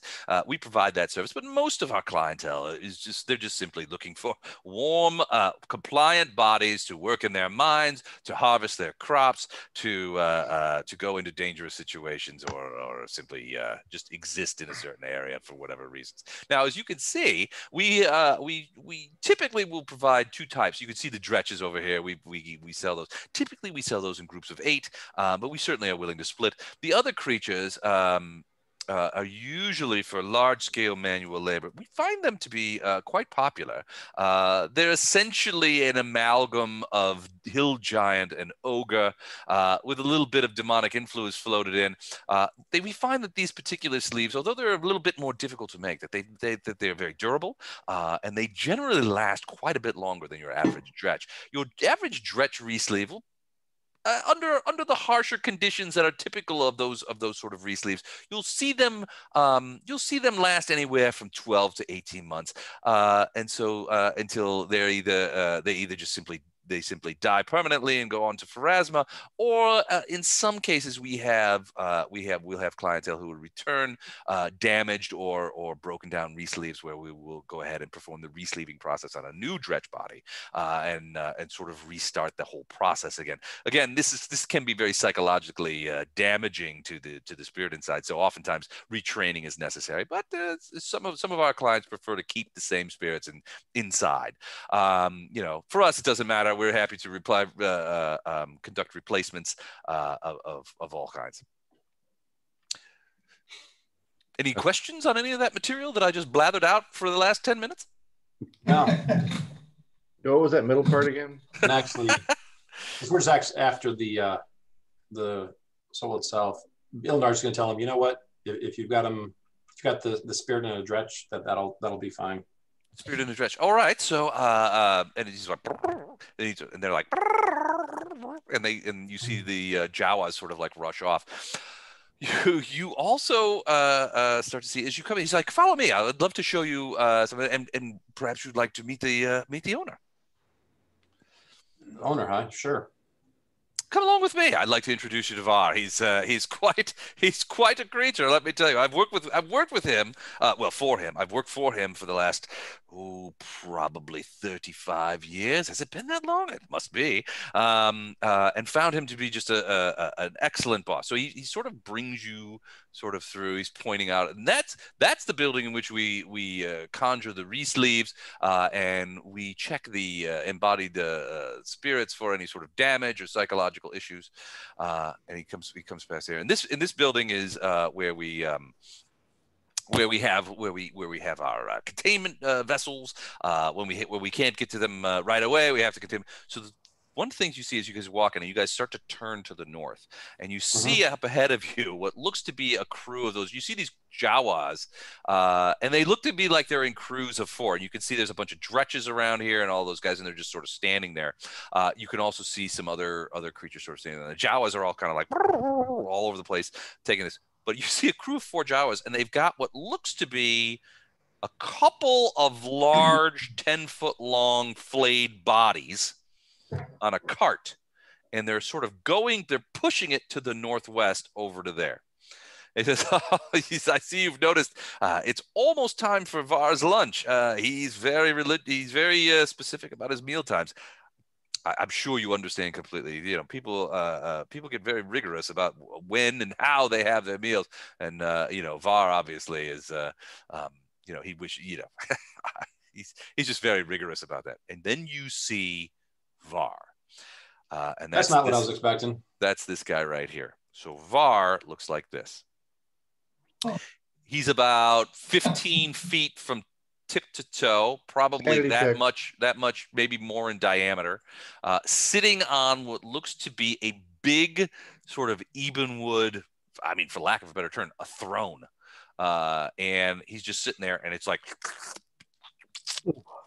he's making all this thing, and his big giant eye is kind of looking around and checking things out, and he's just all looking around. And eventually these guys, these Jawas, sort of throw these bodies at his feet off the cart, because I can't move the cart because it's part of the map.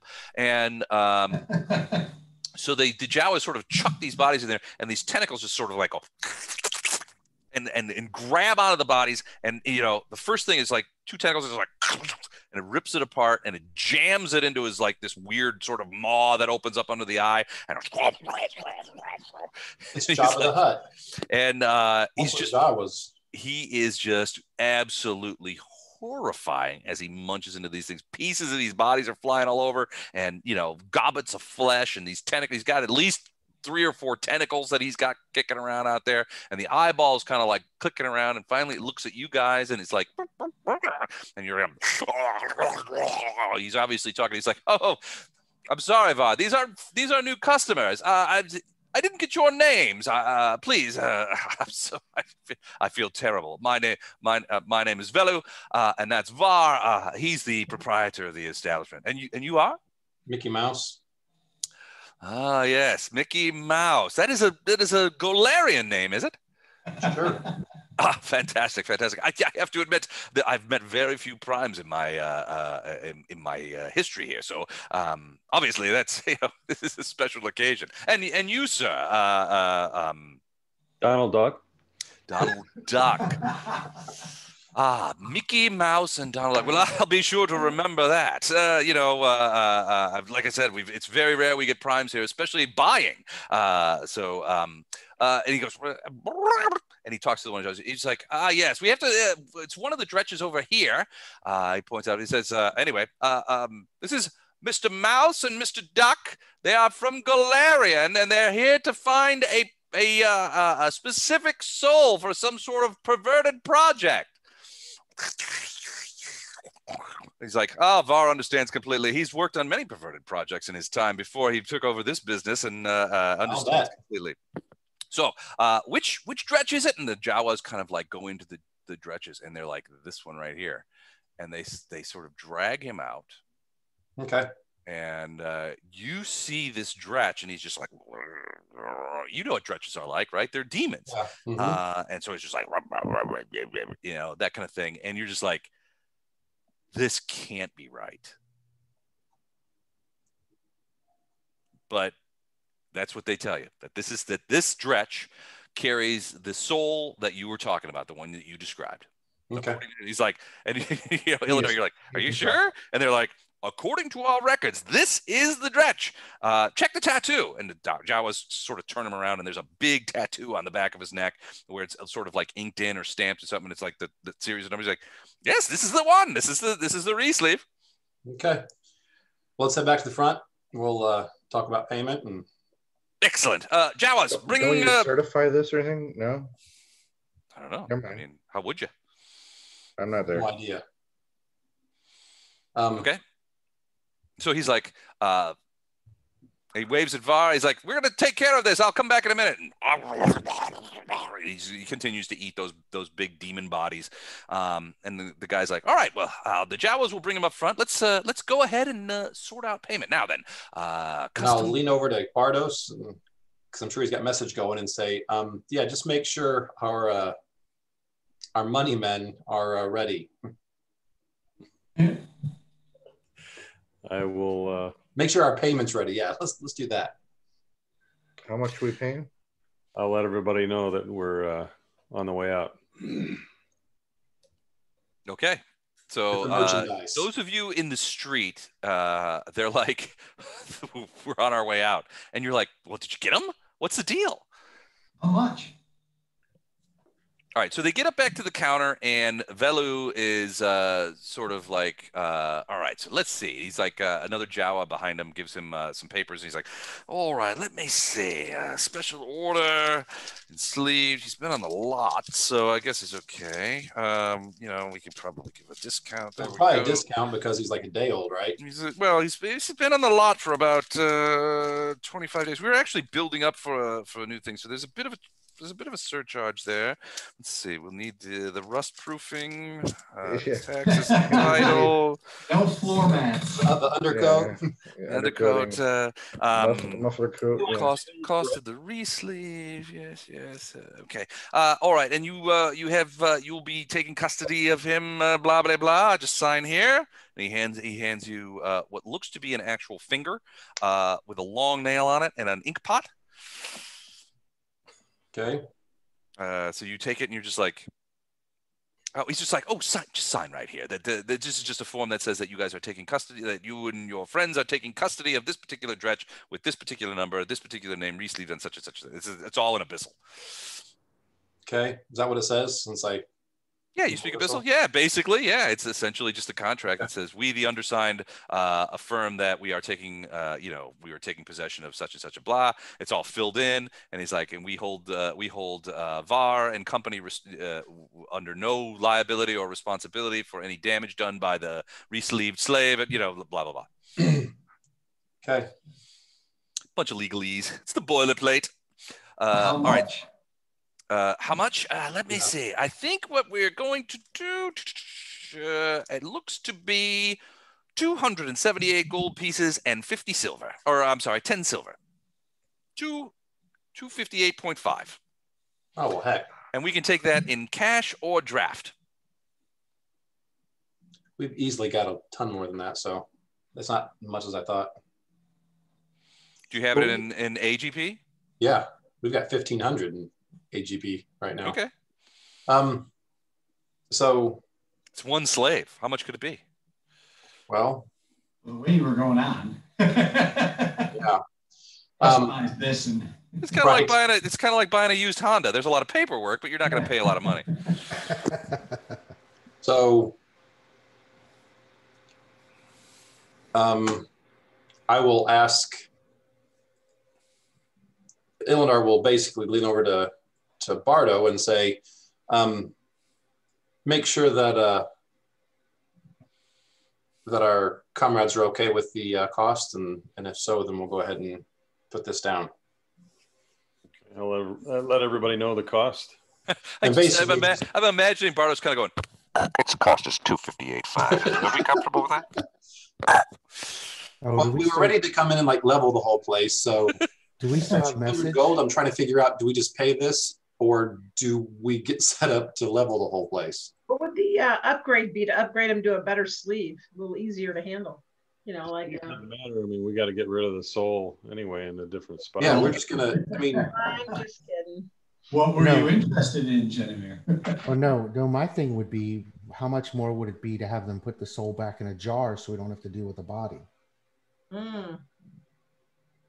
Okay, I'll ask that. So bodies require upkeep. Right. Food, maintenance. Somebody's got to clean up their poo. Demons don't eat, do they? I don't know, but they do. If we can get it back into a jar to where we just have the soul, that would probably be preferable. So after he checks, because I'm sure this dude's hearing me say, just make sure that this is okay. So when it comes back, I'll say, since we're looking at pinstriping and stuff like that, how much to wants to know how much to get the soul into a jar instead of a body. Oh, it's quite unconventional. Frankly, we're in the business of putting the spirits into the bodies, not taking them back out again. Right. Honestly, he goes, which I know one way to take it out is just to kill the dretch, and it's out. Well, right, but if you do that in an uncontrolled environment, what'll happen is Pharasma will lay claim to that spirit, and it'll go down into the Well of Souls and be dismissed in various ways. Which in the ensorcelled spirit business, we one of our prime activities. Illinar would not have said that. That's me talking just whatever. Well, so what happens is if you kill him, the spirit is released, and right. Which, if the spirit's released, then 99.99999% of all of those instances, when any creature or any creature with a spirit, when their spirit is released through murder or whatever, their soul goes to Pharasma, right? That's the thing. Which, so they're to be judged and dispatched. Yeah, if that's the case, the spirit's free, so then it can be brought back with a raised dead. We've got the body.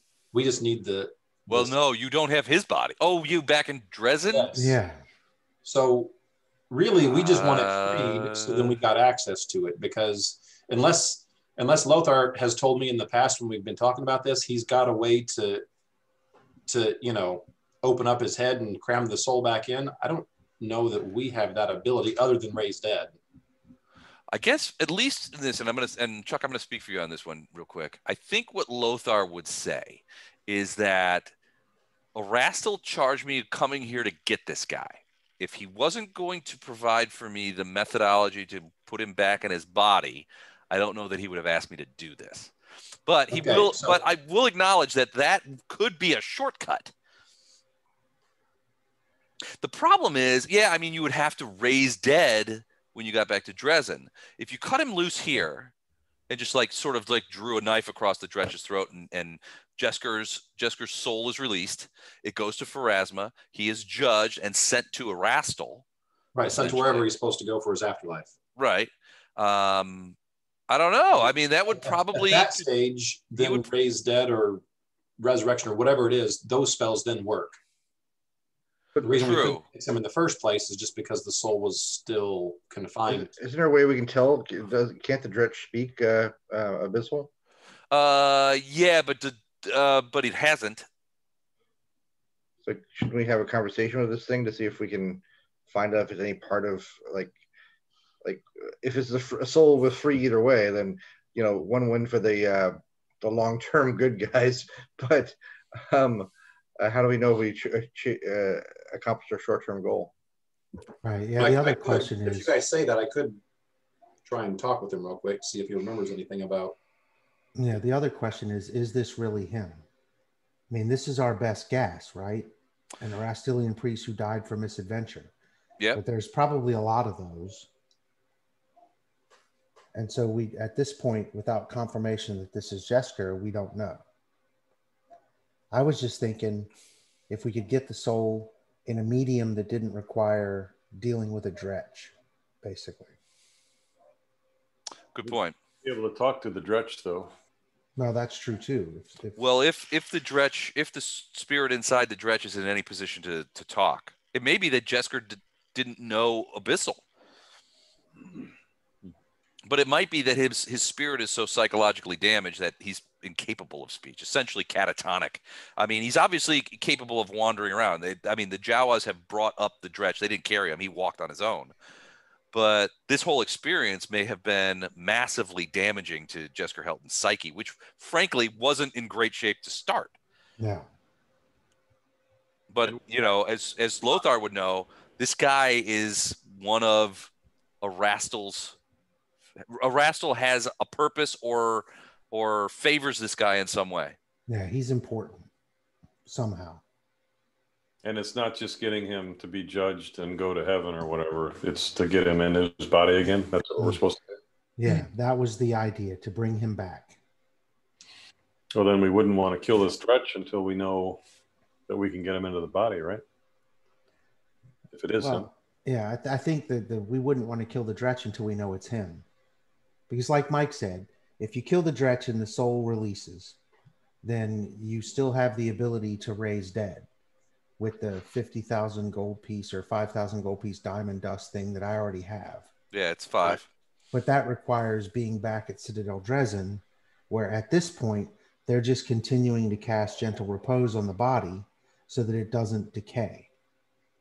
Right. So the raised dead, and I'd have to look it up. I don't know. There's a time limit on it, but I don't think it's short.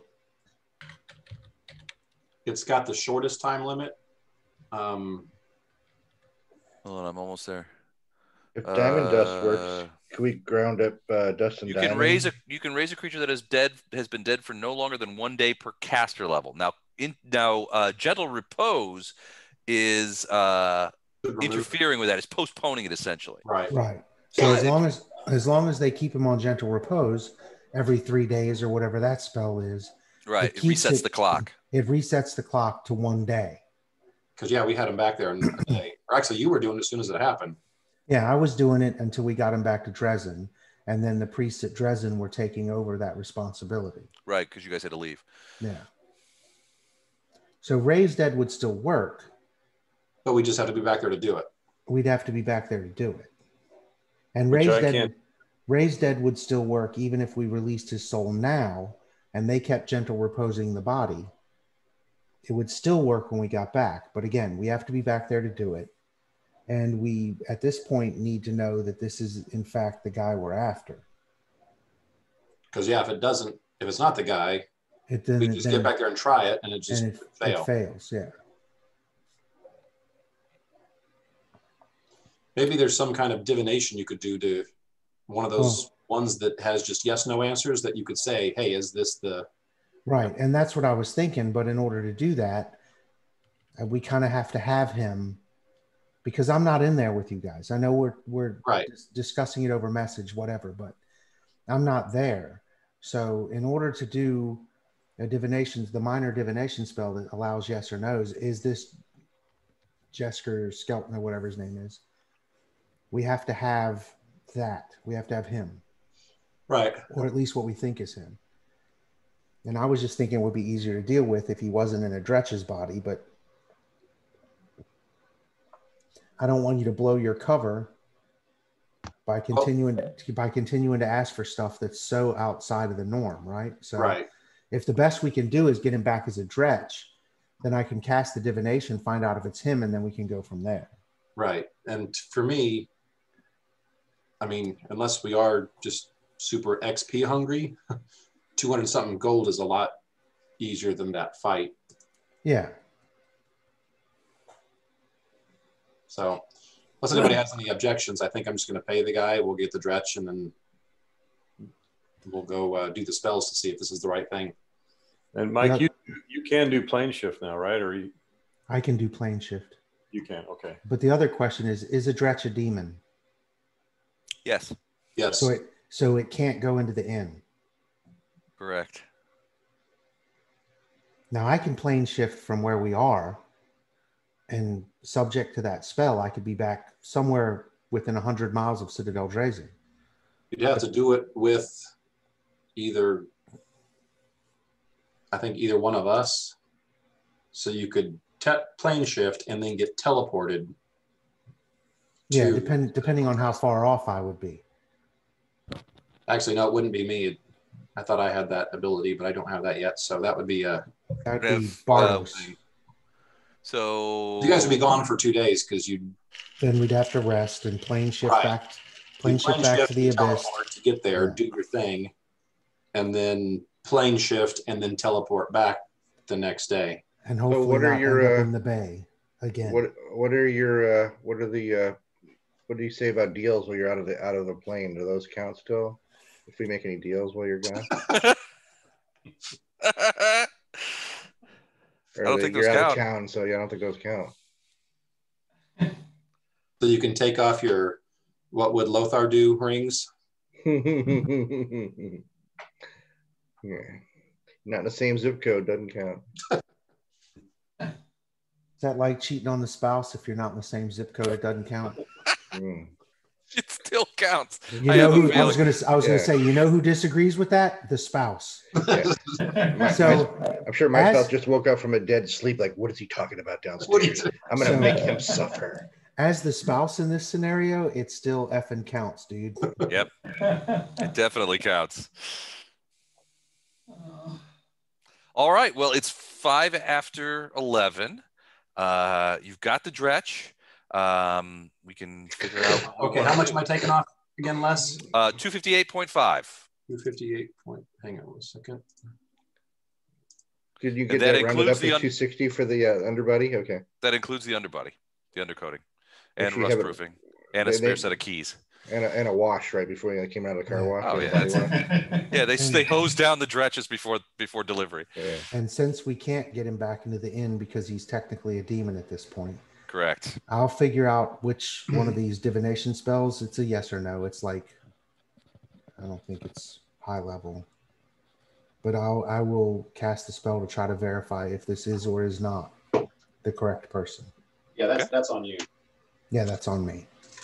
If it is the correct person, can we use him as part of our assault on Monago's house, knowing that when he turns into cannon fodder, that his soul will be freed?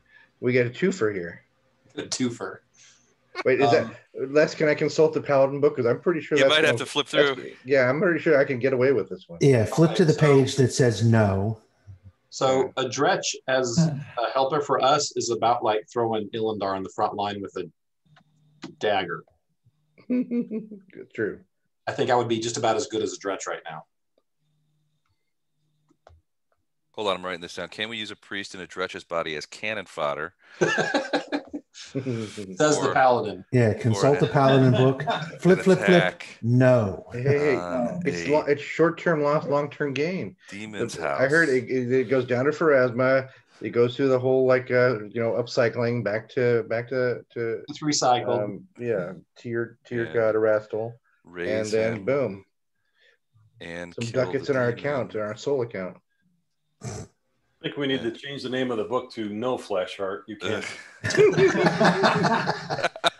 Yeah, just put that on the cover. It'll save a lot of flipping. No Flash Heart. I like it. All right. So lots to think about for next time. Lots of plans and schemes. And so one thing while I got you guys before we go, next week is Traveler, but October is a 5 Friday is a 5 Friday month. So the 30th is wait, is it? It'll be a blue moon, right? No, it's not. It's a 4. Never mind. Misses it by 1 day. It misses it by 1 day. Halloween is on Saturday. That means November will be. Let me check. Yep. November. Maybe that's what I was looking at. November is a 5 Friday. Yeah. So November 1st, and the last one is November 29th. The last one is actually the Sunday after Thanksgiving. So everybody's going to be cranked for the Christmas season. They gave us the whole week off, so I'm ready to game 24/7. May have to do some one shots. You send out the vote for the 29th then? I'll wait until we get into November proper before we get into the next month before I start sending that out. But yeah, I will. There's no such thing as one shots with you. It's turning into a 3-shot. It's driving me crazy. I absolutely picked I absolutely picked the wrong module for 1, and 2 with 8 players. It's like you could take the fastest module on Earth, and it's still going to take forever. Why don't you just call it D Team and just get it over with? I totally take that on myself. I bitched that one up. I'm sorry.